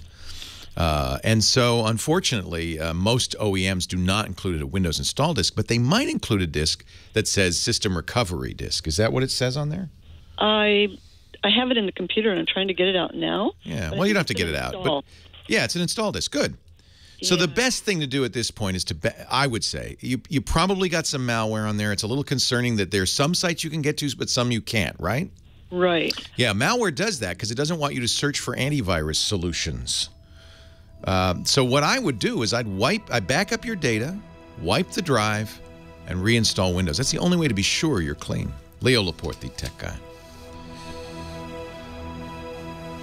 Hold on a second. We'll wrap this off the air.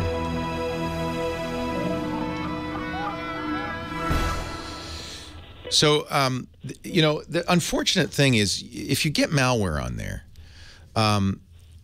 there might be the obvious infection. It's pretty obvious that you've got something going on because you can't get to Google. Right. But then there may be stuff you don't see. And in fact, most malware authors, it's the stuff you don't see that's more important to them. What they'd like to do is use your computer later to attack other computers or to send spam or something like that. That's when you're most valuable. Oh. So you used to, in the early days of malware, it was just a prank. So they'd erase your drive and laugh at you. Now there's two more common kinds of malware. One does make itself aware. It'll say, I've encrypted your drive, and if you give me $300, I'll give it back to you. Or this is the FBI, and we see child pornography on your. But we'll let you go. But you got to go down to 7-Eleven, get some coupons, and send them to us, because then we'll let you go. And that's one form of malware. That's very overt. But where they can really make some money is by co-opting computers and either getting them to go to sites, then you click on the site and they get a penny every time you click. Has your home page been changed? Your start page in your browser? Do you know what? I have to tell you, I finally got desperate, and I did wipe everything out to restart it. Yeah. But now I have very little in there. You know, they had put in there a couple things like Bitdefender. Yeah, that's okay. That's an antivirus. Okay, but when I installed it, when I paid for it, and they said, "Oh, that's my problem. I had too much spyware on there, or too much anti-malware." Yeah. Generally speaking, you only want to have one antivirus. And the truth is, an antivirus doesn't protect you because an antivirus, you know, if it were really to protect you, you wouldn't be able to do all those things you want to do, like download and install software. It would say, "Wait a minute, what are you doing?" Right. And so they get out of your way a little bit, which means it's really your behavior, and it can't stop you from downloading malware and installing it. It can just let you know if it's malware it recognizes. It can let you know you did that. And then what happens, the malware authors change their stuff very rapidly so that it can elude the antiviruses. So really, it's mostly about you not taking candy from strangers. Huh. So do you think now that I've wiped everything out, I'll be able to then, bit by bit, put things back in? Yeah. Well, so what you want to do is not wipe everything out, but reinstall Windows. You want to format the drive and reinstall Windows. Did you do that? I did, except for one thing. There was a key, a number that had like 5 letters times 5. You know, 5 of those. That's your Windows key. Yeah. But I couldn't read it off the little label they gave me. It was so I thought I read it right and put it in, but then it didn't recognize it. And all right, now I have to tell you about another little scam that you may have fallen prey to. Oh dear. So a lot of these guys that build computers, was it like a little hole in the wall place? Yes. Yeah. So I think this may have happened to you. They install one copy of Windows on many machines. And they use workarounds to activate it.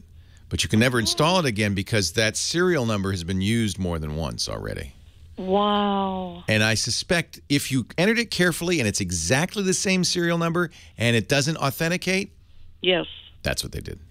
Yes, because it's I very used common. A magnifying glass, and I had someone else help me read it. And Yeah, it's very common. So it's a ripoff because, and this is what Microsoft's more worried about, frankly, than you stealing Windows, is these guys who buy one copy of Windows. And this is the problem, is bad guys know how to get around all this stuff. So they just, they do a few little things and activate it. And as long as you never reinstall it, you'll never know. The minute you try to reinstall it with that serial number, it'll say, no, sorry, you can't activate it. It's already in use. That's why they didn't wipe it all out, and then they just said they cleaned it up, but they can't. didn't. Well, they actually could, but that's more trouble. So yeah, this is what happened. And this is not it's getting less common, but it still happens. It's sad. Because they ripped you off. And they didn't rip you off for much. They ripped you off for the cost of one Windows license. Oh.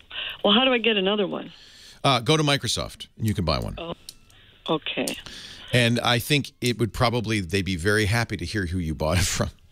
Oh, okay. And now you can never go back to that store, but they'd be very happy to hear, who did that to you?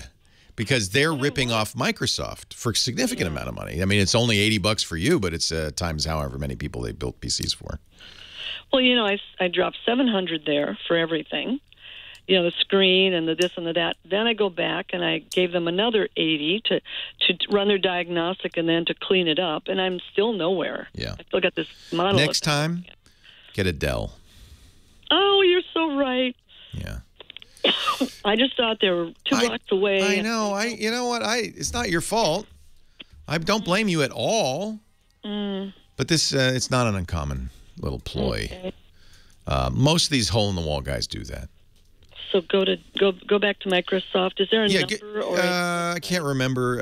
If you can't Google. Right. What you want to do, and you can buy a downloadable copy of Microsoft. I mean, if you tell them what happened, they're not going to give you a copy. Probably, they're going to say, but they might give you a discount. So let me look up the Microsoft piracy number. It is.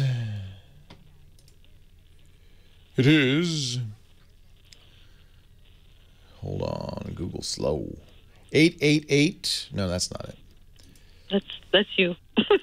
Well, it might be an 888 number. Let's see. 800. Are you legit? The letter R, the letter U, LEGIT. What they say is we'll want the company name, address, and phone, the contact name at the company. This sounds like reporting piracy. Yeah, I mean, what I would tell them what happened. They'll come to the same conclusion I did, which is that you have a copy of Windows that's already been licensed more than once.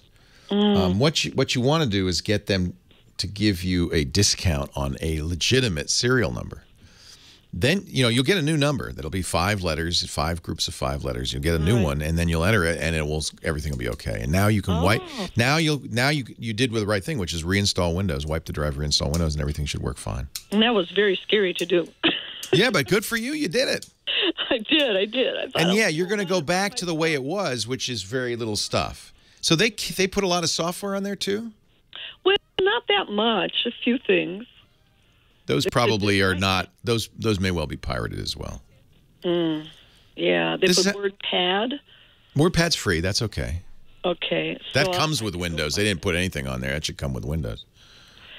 Google Chrome was there, but then I couldn't use it. Yeah, they put that on there. Yeah, but that's free. I used it at first.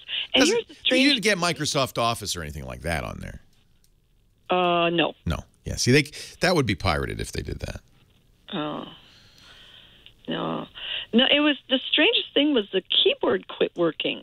And I don't know why, but when I took it to them and they fixed it, after that was all those problems. And it was so coincidental. So I thought, you had to do something here. And they said, weird. No, it's your fault because of the spyware thing. Yeah, no. But I really felt, I could tell, you just know intuitively. Yeah. They're doing something. Shady, a little shady. I'm sorry. But anyway, call Microsoft and be you say, oh, help me, please. And maybe they'll help you. Thanks, Linda.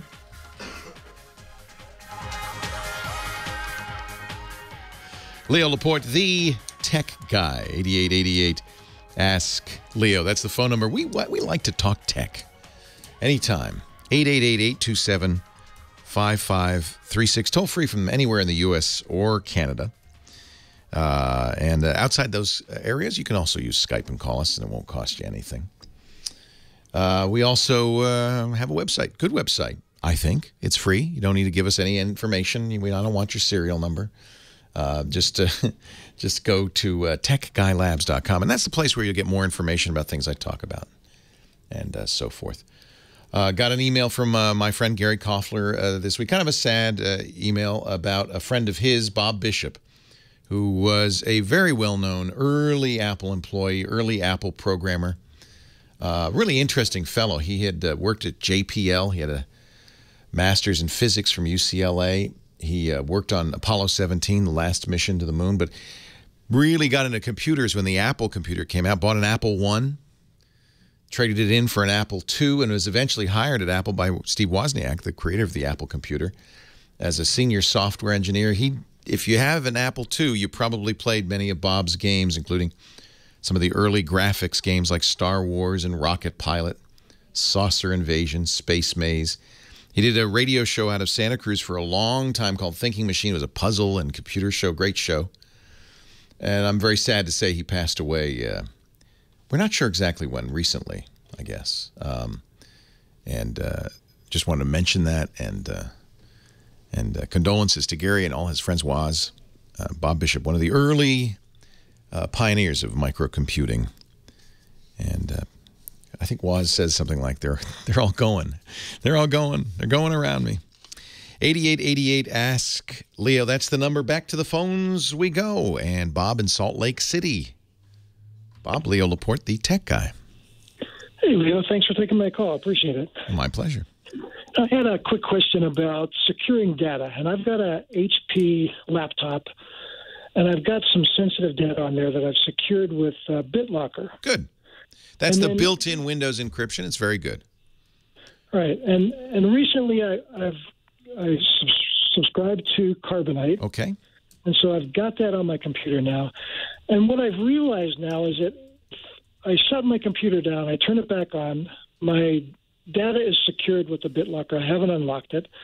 But I go to my computer, I see my Carbonite backup drive. I can click on that. I can restore something, or I can go to the Carbonite Info Center. Smart man. Something. And a bell went off, and you said, wait a minute. That's unencrypted. Right, so I'm circumventing it, or now I'm making that BitLocker drive. So let me explain what goes on here. And by the way, Carbonite does have a way to do this so that you're secure. Okay. So the way BitLocker works, as you know, is when you log into your computer, it unlocks everything. So as long as you're logged in, you can use your computer. It has to do that. Otherwise, nothing would work, right? Right. So it's unencrypted while you're logged in, but as soon as you log out, it's encrypted again, and no one has access to it. Even if they got your hard drive, couldn't do anything with it. By the way, make sure when you use BitLocker, it's a certificate-based system, and make sure you back up those certificates. It's not enough merely to know the password. You need to have those certificates. Correct. Good, you know that. All right. I just like to say it because sometimes people don't think about that, and then they say, but I know the password. Doesn't matter. You have to have the certificates as well. So, of course, Carbonite is doing the backup while you're logged in. Can't run until you're logged in. So it's seeing unencrypted data, and it's backing it up. Now, its natural form of backup is using SSL. So as it's being transmitted to the Carbonite servers, it remains in an encrypted tunnel. But on those servers, it's unencrypted. And if you have a higher need for encryption, Carbonite does let you do further encryption. There's a setting for it that you can turn up the encryption. It does, when you do that, change how you can use Carbonite, because now it's encrypted. You can't, for instance, use their apps to look at your data, things like that. And this is true of anything. As soon as you turn on encryption, if at any time a company says, well, it's encrypted, and they can still give it to you in the clear, then they have the key because they're unencrypting it and sending it to you. Carbonite does something that my friend Steve Gibson calls trust no one encryption. You have the key, they don't. But when you have a system like that, then that means that they can only give you encrypted data because they can't unencrypt it. Only you can. So it'll still work. It can still be backed up. You lose some of the capabilities. I'm not sure which, maybe versioning, things like that. But you can, absolutely, if you go to the Carbonite support site, you can find out how to turn on further encryption. And that is why it's, for instance, HIPAA compliant. The federal regulations on healthcare require that data be encrypted in the cloud, because you don't want to put patient records in the cloud unencrypted. That would be wrong. So Carbonite is HIPAA compliant, but in order to be HIPAA compliant, you have to take these additional steps. Does that make sense? And that would be true of anything. For instance, Dropbox. Let's say you use Dropbox. Dropbox encrypts it, but they have the key. That's why it works, because they can send you unencrypted data. They store it encrypted, but they unencrypt it before they send it to you. And while that gives them more functionality, it also means that anybody at Dropbox can see your stuff. And if that's something you don't want, then you have to choose. There are a few that are absolutely trust no one encryption. There's a handful of them.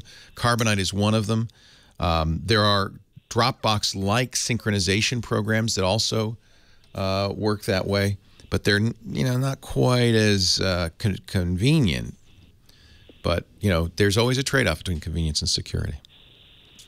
Right. And I saw that encryption, that I would lose that ability to use it like on my smartphone. Yes. I could use the app. Exactly. I could take a look at a document. Right, because a smartphone doesn't have the encryption keys and probably doesn't have the power to decrypt.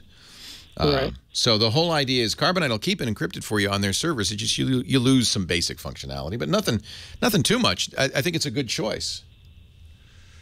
Okay, so that's just changing the way that Carbonite's holding my data. Right. What'll happen is you will create a key, and Carbonite will use that key locally, only locally, on your drive to encrypt the data before it's transmitted, which means that the data sitting on the Carbonite servers in the cloud will be encrypted in a way that they cannot access it. Okay. Yeah. And there are a few other services that will, cloud-style services, Dropbox-style services, that will do this, but there are not a whole lot of them. Because most people don't understand the distinction and would prefer to have the convenience over the encryption. The only, we talk a lot about how do I protect my privacy online. There really is only one way to be private online, and that is trust no one, point-to-point encryption, so that everything that goes out of your computer into the internet is encrypted in such a way that only you can unlock it. And, that's an interesting... The one that you might want to look at if you're looking for a Dropbox-style sync program is SpiderOak. SpiderOak works the same way. And by the way, if you lose the key, Carbonite can't give it to you. That's another test, is to ask the company, hey, if I forget my password, can you give it to me? And then if they say yes, that's not trust no one. That's not T&O encryption. No one else should have the key, only you. Right. So SpiderOak is just like Dropbox, $10 a month for 100 gigabytes, but they do end-to-end encryption using, and the other thing is, of course, and I think everybody does this now, it has to be strong encryption, RSA encryption. That way, it's not crackable by any normal means. All right? Gotcha. Okay. Thanks, Bob. I appreciate it. Yeah, it's a good thing to know about. Yeah, anytime. It's a good thing to know about because most people don't care or maybe aren't technically sophisticated enough to know. So, but almost all, OneDrive, Google Drive, Dropbox, all of these, they're not encrypted on their servers. Or if they are, they have the passkey, which is the same thing. If they cannot encrypt it, it's unencrypted. Leo Laporte, the tech guy.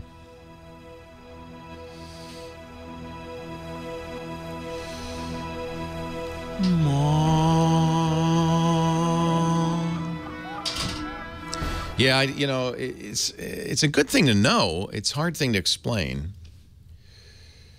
So SpiderOak is an example. You will create a key that only you know, and everything is encrypted with that key. So if you really want privacy online, I mean, if you really say, damn it, I'm going to use the internet. If you're going to use the internet and you want privacy online, then you have to have end-to-end encryption, end-to-end trust no one encryption on all of your traffic. which means you can't use any website. You can only email people who have your keys, and you have their keys, because you have to use PGP or something like that. And that means you need their key and they need yours. You can only use the internet in a very limited way, probably the same way that Al-Qaeda uses the internet. If you know, that's the funny, as is often the case with you know, copy protection and all of this stuff. If you're really a bad guy, you figure out how to, you know, do it. It's the dumb, they'll catch the dumb bad guys. But if you're an evil genius. But why do you think bin Laden was in that, you know, he was in the middle of this house, it was not internet connected. He didn't, I mean, I don't think they even had cell phones. I mean, because anything you do is going to expose you. And they still got caught because his courier had a USB key and he was going back and forth with documents. If you really want to operate, you cannot. How did he get caught? He made a phone call to his mom, right? That's at least in the movie, Zero Dark 30. He made a phone, I think this is accurate. He made a phone call to his mom. The courier did. And they kind of made a leap of logic to get, well, we think this might be the guy. Nobody ever saw bin Laden. They just took a chance. But they were right. It's a great story. Yeah. You have to go in. Right. They saw somebody walking around because he had that. Oh, it's amazing. What a great movie. What an amazing story. Wow. Leo Laporte, the tech guy, 8888. Ask Leo. That's the phone number. 888-827-5536. Stanley in Los Angeles. Hi, Stanley. Hi. Welcome. Okay. I want to buy a laptop computer. I know hardly anything about computers, but I want to get a laptop. And basically what I want to use it for is to download talk show call-in program, like a year or two's worth of call-in programs, seminars. So I want... the world open. I'll tell you what. The world opens up to you if you have a computer and the internet. You can take college courses. You can listen to radio shows all over the world. You can learn so much. And if you have an interest and a mind to do that, man, I couldn't encourage you more. Now, it's not just the laptop. You're going to have to get internet access too. You understand that, right? Yes. And also with DVD, so that I could also burn CDs, something with a Blu-ray. You want to burn CDs? Is that so you can save these? Or you want to make music CDs? Or no, they're it's from a talk show. I'd like to give them away. Give them away, okay. Yeah, go to Dell. Dell? Yeah, and get a Dell. You can get a $500, $600 Dell laptop. A lot of these don't come with DVD or CD burners anymore because we're moving away from that kind of media. So make sure when you look at the specs that it includes one. But yeah, Dell Inspiron laptop would be a great choice. And you heard, earlier the woman who bought a computer from the guy 2 blocks over, a little hole in the wall shop. They built a computer for her. They put all the software on there. And yeah, by the way, they put a pirated copy of Windows on there. No big deal. That's why you buy from Dell. Okay. I don't think you save a lot of money doing that. I know you don't, because Dell's buying these parts by the bushel. So they're going to get the best price on all of the parts. There's very little markup in the computer industry these days. I don't think a guy down the street, a hole in the wall, can even match Dell's price. And if they do it by cutting corners, like stealing Windows. So you go to Dell or someone like that, and you're going to get a good computer for a good price. Dell's support. This is one thing you should be aware of. If it's your first computer, might need some support at some point. Make a phone call to somebody, say, hey, something's going wrong. What's going on? All the computer manufacturers have unbundled support. The way that they got the prices down on these computers, and boy, when you're getting a laptop for $500, that was a $2,500 laptop a few years ago. You're saving a lot of money. But one of the ways they cut corners is tech support. They don't give you very good tech support unless you pay for it. In my mind, that's fine, because you only pay for it if you need it. It was silly for us all to pay for it. So what I would suggest, if you can afford it, is get that Dell laptop and then buy a support plan. They'll offer it to you as you buy it, as you go through the steps at Dell.com, or you call them. You can call them at Dell. They'll say, "Would you like support?" And you should ask about the different levels of support. How many phone calls do I get? Do I have to pay extra for phone calls? Will they? And I would get the basic phone call support. I don't think you need to get in-house replacement. That's something businesses need, where a computer breaks, they don't want to drive down to the Dell depot and they want the Dell people to come to them. You don't need that. But do get some form of phone support for your first computer. Yes, it costs a little bit more because they're not bundling it in the price. But that's a realistic cost, frankly. I mean, we're not paying much for computers anymore. And then, of course, Stanley, you keep calling me anytime you have a problem. I give you free support, but you have to wait on hold for a little while. That's okay. All right. Yeah. I appreciate your call. Are you excited about this? Your first computer? Yeah. And as far as the operating system, would I be looking for like Windows 8? You have no choice anymore. As of Halloween, Microsoft doesn't allow these guys to bundle Windows 7 anymore. So Okay. you're going to be getting Windows 8. Sorry. Okay. That's fine. That'll work. It'll work. Okay, Because it's your first, you don't have any preconceived notions about how an operating system works. People who have trouble with Windows 8 are people who've used Windows for years, and Windows 8 was a very big departure. Those are the people who are more confused by it. Your first computer, no problem. Have fun, Stanley. I'm telling you. Now, for a lot of people, he wants to burn CDs. You need Windows or a Mac, which is going to cost you a lot more. But for people who don't have that need, they just want to listen to those radio shows. They want to surf the net. They want to learn. They want to educate themselves. They want to take courses online, that kind of thing. A Chromebook would be fine. More secure, more reliable. You're not going to need support on a Chromebook, in my opinion. And those are great. And they're lots less expensive, maybe $250, $300. So get a nice Acer Chromebook. C720, I think C720 is a good one. $250, and it'll do everything you want except burn those CDs. Unfortunately, can't do that. Joe in Riverside, California. Hi, Joe. Leo Laporte, the tech guy. Hi. Thanks for taking my call. Oh, thanks for calling. Yes, I have. I was going through your internet, your web page there, and I noticed TechGuyLabs.com. Yes. And I was just scrolling through, and I have a question, and I saw that you said something about Humphreys McGee. Yes, and I want to be able to stream from my computer to my TV without buffering. Right now, I have a Dell that I've had since I had for 2002 XP. And it's just starting now to make some noise. So I don't know if I'm going to need a new computer. But my main thing is we have a fairly new Samsung 55-inch TV. We just got it. It's not even 6 months old. And I want to be able to stream, like when New Year's Eve or holidays. Yeah. Actually, Humphreys is having a big New Year's Eve party you could stream. Yeah, or Phil Lesh. But you want to put it on. So you're like into jam bands. You like the Dead. Yeah. I love it, Joe. That's so great.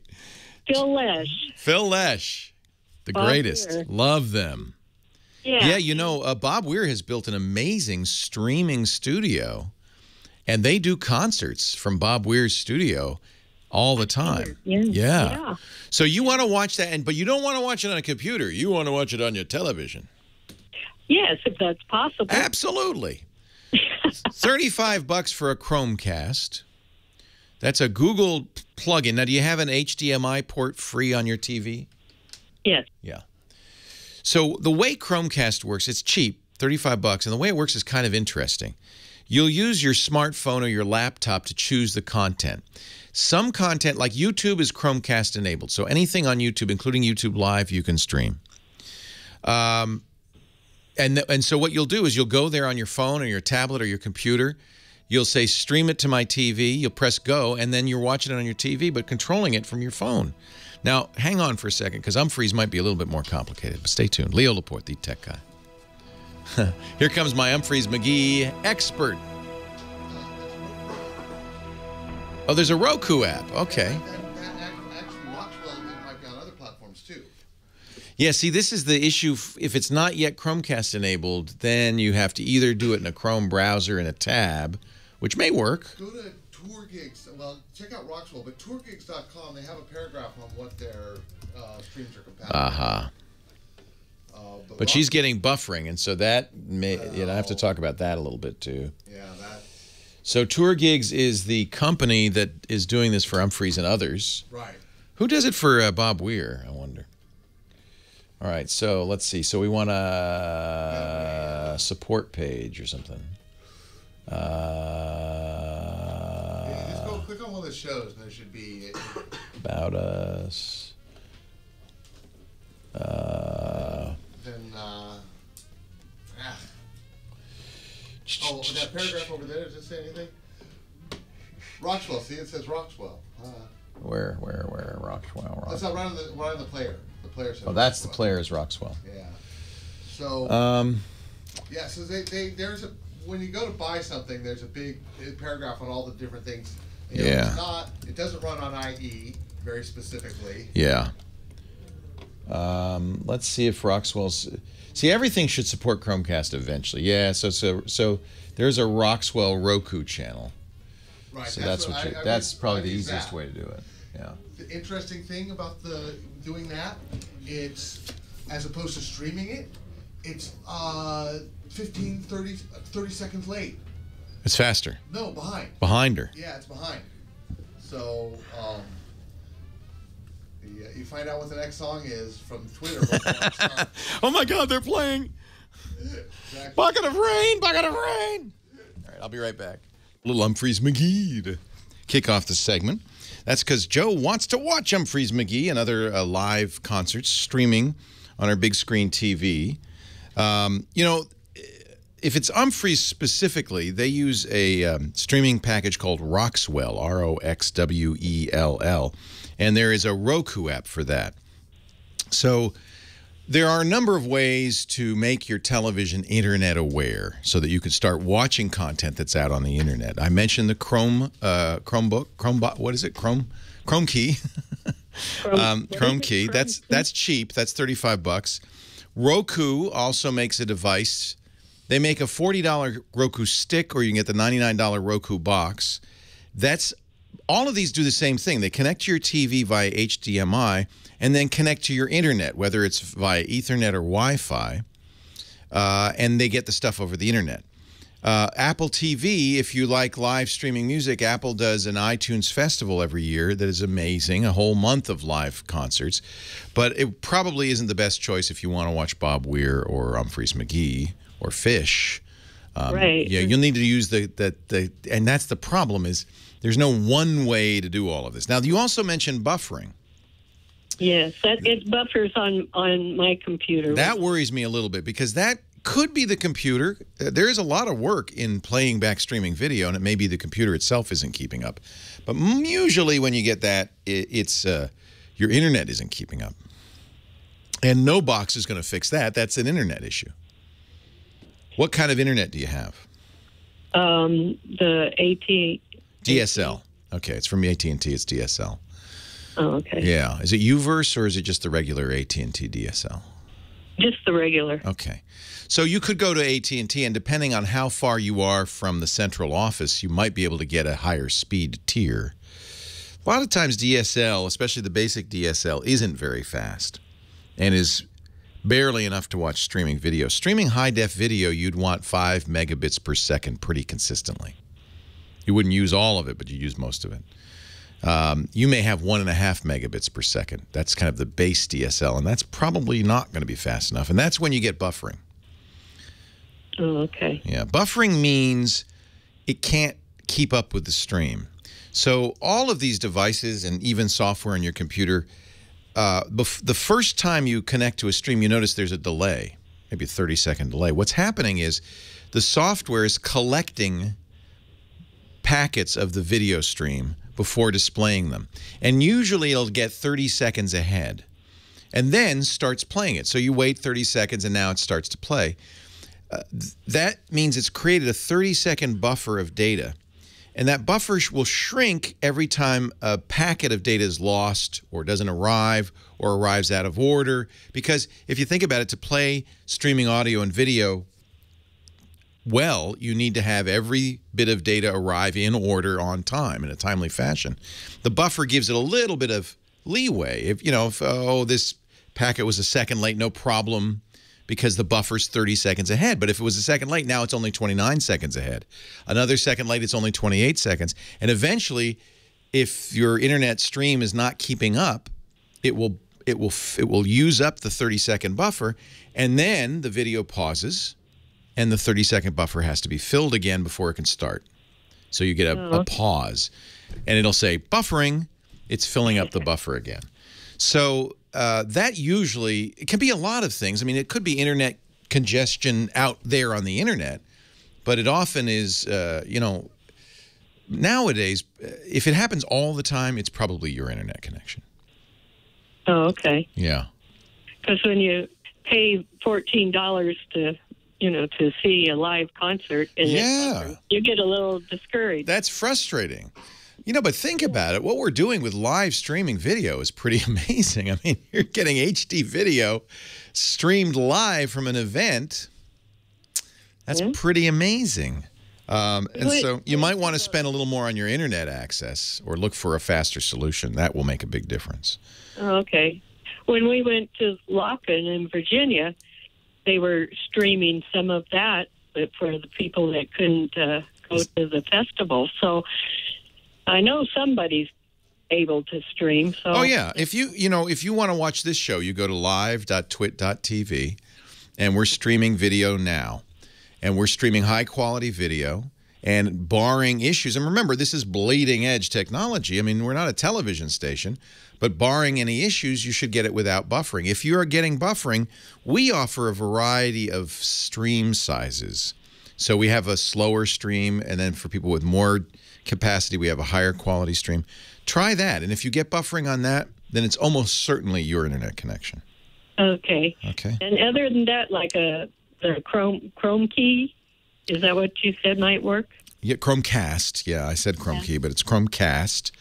I think if you want to watch Humphreys McGee specifically, you need a Roku. Rokus are great. Roku, almost, I bet you everybody supports the Roku. I'll have to check what Bobby's using, but you know, how do you spell that? ROKU. It's 99 bucks. It hooks up to your TV. It's awesome. It gets you Netflix and a bunch of other stuff, but also there are literally thousands of other private channels like this Roxwell channel that Humphreys McGee uses. Oh, okay. And if you get buffering on that, you need higher speed internet. Yeah. But if you're spending 15 bucks to see a concert, you should spend a little more on your internet and get this box, and let's rock out. Oh, I know. Now, if I wanted to upgrade my 2002 computer. 2002? That could be the problem. Dell XP. You think that might be? I'm sorry, I shouldn't laugh. No, it's time to get a new computer, yeah. Okay. But that may not solve it because it may not be the issue. But yes, that's a pretty old computer. Yeah, I know, and it's starting to grind a little bit. Yeah. Moan. You know, they'd say every dog year is 7 human years, that kind of thing.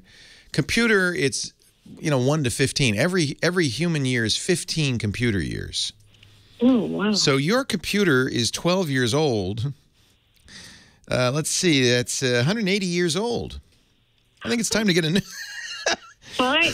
No wonder it's grinding. I am. Yeah, I think it might be, but you don't need a cheap modern computer is going to be much faster than that one. Even a Chromebook would be faster than that one. But get the Roku, put it on the TV. That is if that works, then it's not your bandwidth. If it doesn't, then you need to upgrade your bandwidth a little bit. I might have to do all of it. Yeah. Yeah. But hey, it's worth it. It's Humphreys McGee we're talking here. I know. and they're going to be in L.A. in March. Maybe you should go. I have been to an Humphreys McGee concert. I really enjoy the music. Our studio manager John is a major fan. He follows them on tour and stuff like that. Have you been a Deadhead? Do you follow them around in a bus? Well, I never made it on the bus, but yes, you're either on the bus or you're off the bus. Hey, it's wonderful. It's wonderful to talk to another Deadhead. That's great. Yeah, the great music, and it is kind of great that now as we get a little older, we can stay at home and watch them. I know. You don't have to stand for 5 hours. You can still dance, though. Yes. Yes, you can. So what computer would you recommend? You can get a Dell. I actually would start with getting an inexpensive Chromebook. Okay. Because that is fast enough to stream high-quality video well. And if that can do it, then But I would start with a Roku and see. Because you may find that the issue is not the computer, it's the bandwidth. Yeah. Okay? Enjoy. Right. Well, thank you very much. Nice to talk to you, Joe. Leo Laporte, the tech guy. Get the Roku 3. 2002? Yeah, I think that could be the source of the buffering. But, I mean, I don't want to, what you get is what we call the upgrade cascade. Right. Where you upgrade that. No, I got to get a better Wi-Fi router. Okay, you upgrade that. Now I got to get a better internet access. Okay, you upgrade that. Now I got to get a better TV. Okay, you upgrade that. Now I got to get more. I mean, it just can kill you. Chris, nice haircut. Look at you. I hardly recognize you. I don't use Rockwell because it's 30 seconds behind. And you want to be live. Well, what do you use? It's more. Just the web player on tour gigs. So the web player is faster than Roxwell. It's got an auto button. It can go up to really high resolution. High resolution, I might get buffering sometimes. Right. I put it on auto. Auto will degrade and use the best bandwidth.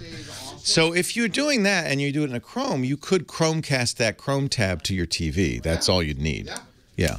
So John likes to watch Humphreys, Joe, on the browser. And so he will. So if you did that in Chrome and then you cast it and use the auto button. Let it adjust. And then if you Chromecasted that, you could put it on your big screen. I use Chromecast all the time.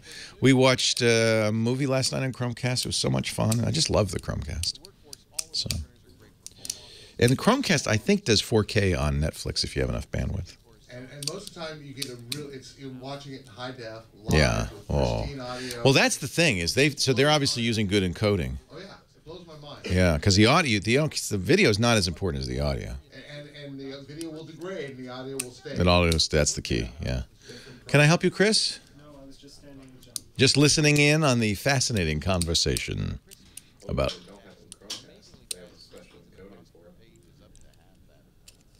They do, or you? If they did, yeah. Well, so that's Netflix, I guess, is doing that for the Chromecast for 4K. Yeah, that's a good point. I don't know. Yeah, I don't know what's happening with the Chromecast. I have. They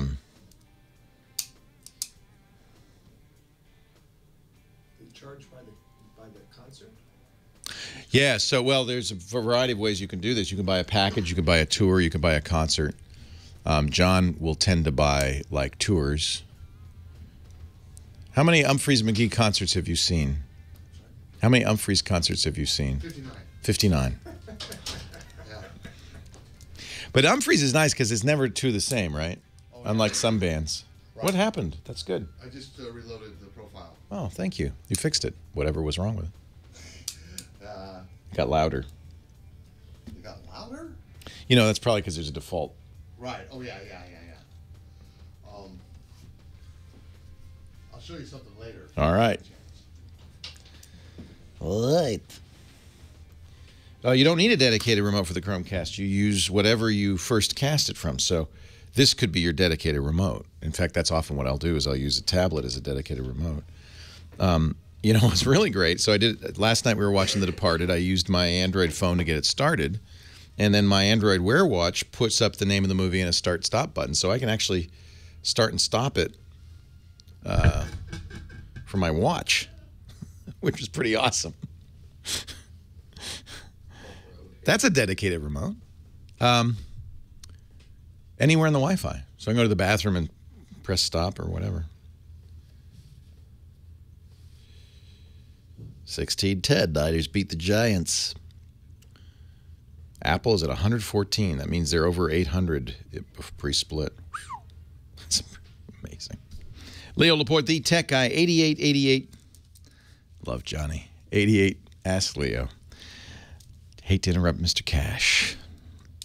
Carla on the line from Buena Park, California. Hi, Carla. Hi, Leo. Welcome to the show. I love Johnny, too, but my goodness, I'm starstruck talking to you. Hey, I'm all in black, too, so it's okay. I have a question about, of course, we have a ton of passwords. And I heard you talking a while ago, but I was driving and had people in the car, and I couldn't totally retain it, about something where you could just have one super, super long password and use that for everything. I wish I could get my daughter, my college-age daughter, to do this. I got my mom to do it. I've got my girlfriend to do it. I've got everybody I know to do it, but everybody should do this. The idea is we want to have a unique, strong password for everything we use. Unique is important because right now it's so hard to remember passwords, especially if they're strong, that we generally use the same password in many different sites. And that is such a huge risk because if any one of those sites gets compromised, then there's a risk that your other sites will be compromised as well. And I'm guilty of using the same one for a lot of them. Well, you're not alone. Everybody does. Yeah, everybody does. And, the truth is, if it's sites where it doesn't really matter, the New York Times, the sites, who cares if somebody figures out my password? I use the same password there. But for your bank, for your online commerce, anywhere your email, really important. You don't want somebody to get in your email. So not so much because it's private, but because your email is where you get the password resets sent. So if somebody gets your email account, then they could just go to all the sites, log in and say, oh, I forgot my password, and they'll send a reset to your email, which they click, and now they're good. So yes, you want it. So yes, the best password is long and random. The longer, the better, and the more random, the better. And better yet, a combination of upper and lowercase letters, numbers, and punctuation. In other words, the more gobbledygook it is, the harder it is to remember, the better it is. So how do we solve this? Well, we use a password vault, a program that is secure itself. It has to be highly encrypted and secure, because if anybody got that, you'd really be in trouble. Right. Right. So that's got to be one thing. It's got to be secure. It can, and all of these programs will generate good, strong, random passwords for you, and will even, as you surf around, fill them in, or on your mobile device, fill them in for you, or at the very least, let you copy and paste it. So you never really are entering in that long, random password. You're pasting it in at worst, and in many cases, if you're doing it on a computer, it's just doing it for you. I love this. And sometimes I'll go to a site I haven't used in 3 years, but because I've been using a password vault, I don't have to remember the password. It just fills it in. Is there a specific one? There are a number of them. The one I use and I recommend is called LastPass. Okay. LastPass. It's not necessarily better than any other one. We have vetted it. My security guru, Steve Gibson, has vetted it. We've looked at the source code. We know it's doing exactly what it says it's doing, and it's doing everything right. It's following all the best practices, including, and this is really important, strongly encrypting that vault. And only you can read it, by the way. LastPass cannot read your vault. Only you can read it. Oh, goodness. Okay. So now that does mean we're going to have to remember one more password. The one for LastPass, but that's the last one you'll ever have to remember. Right. We did just get a brand new Mac desktop, and it has KeyPass on it. That's and my husband is saying we should use that. And I said, well, I don't know. Leo Laporte was talking about one that... KeyPass is good because it's open source, so it's free. But it doesn't work on your mobile device. Okay, which is, I want it to work on everything. It should, yeah. See, the beauty of LastPass is when I get a new computer or a new phone or a new tablet, I download LastPass, I log in, and now all my passwords are available to me. And that's really great. It makes setting up a new phone trivial. So I would get LastPass. There's Dashlane is also for the Mac. 1Password is also for the Mac. There's a lot of these. pick one, pick LastPass. It's free for desktop use. For mobile use, it's $1 a month. You pay $12 a year. Worth it. I remembered you talking about one, and I'm like, that's the one we have to go That's the one. I know it's secure. Now, I do advise you to set up a good, strong password that you can remember for LastPass. And here's what I would recommend.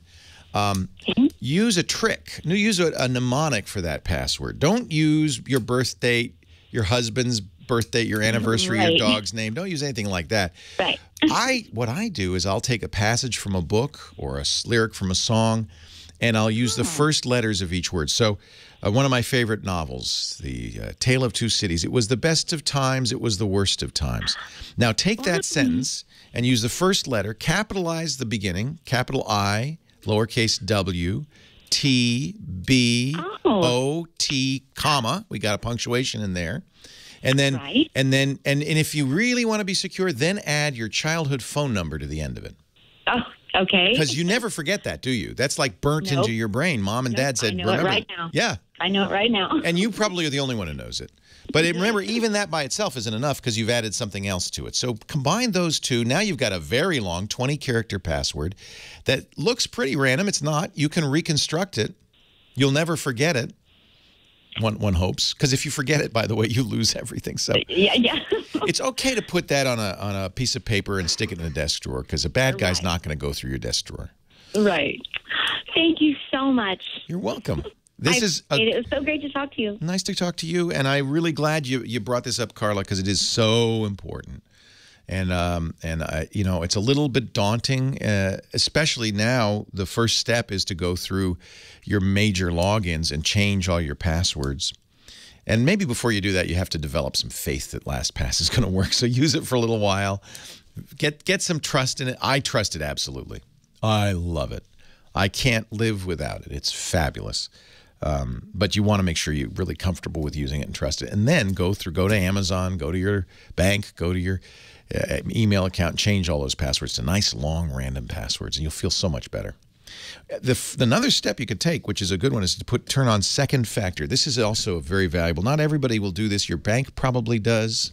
Google does. If you can turn it on, do. What it means is you'll need a password, but that alone is not enough. It will send you a text with an additional 6-character unique identifier. So I log into my bank. I give it the login. It says, okay, what's the password? I give it the password. It says, all right, I want to send you a text code now to a phone number on register with us. Do you have that phone? Yes. Send me the code. Okay. Enter the 6-digit number. Now, what I've done is I not only proved that I know the password, I've proven I'm me because only I have that phone. It's not perfect, but it's a whole heck of a lot better than password alone. So if you can do two-factor, do. If that's available to you, use it. It's just better than nothing at all. And it's better than a password alone. It really is great. And now you can rest at night. Hey, I'm out of time. I want to thank our musical director, Nathan Staten, as always, doing a great job playing the hits, including the Humphreys McGee. Thanks to our phone ranger, Heather Hammond. She's been answering the phones all day. Boy, is she tired. And I thank you for joining me. I bet your brain's a little tired. But we've had some fun. I hope you learned something, and I hope you have a great Geek Week. And I'll see you next time. I'm Leo Laporte, the Tech Guy. Well, that's it for the Tech Guy Show for today. I'm Leo Laporte. Thank you so much for joining us. Don't forget, the Tech Guy is just the tip of the iceberg. We do nearly 30 shows now on the Twit Netcast Network, and you'll find them all at twit.tv. We talk about Windows on Windows Weekly, Macintosh on Mac Break Weekly, iPad on iPad Today. You get your daily dose of tech news from Tech News Today, and our weekly roundtable show, This Week in Tech. It's all at twit.tv. And I'll be back next time with another great Tech Guy podcast. Thanks for joining me. See you next time.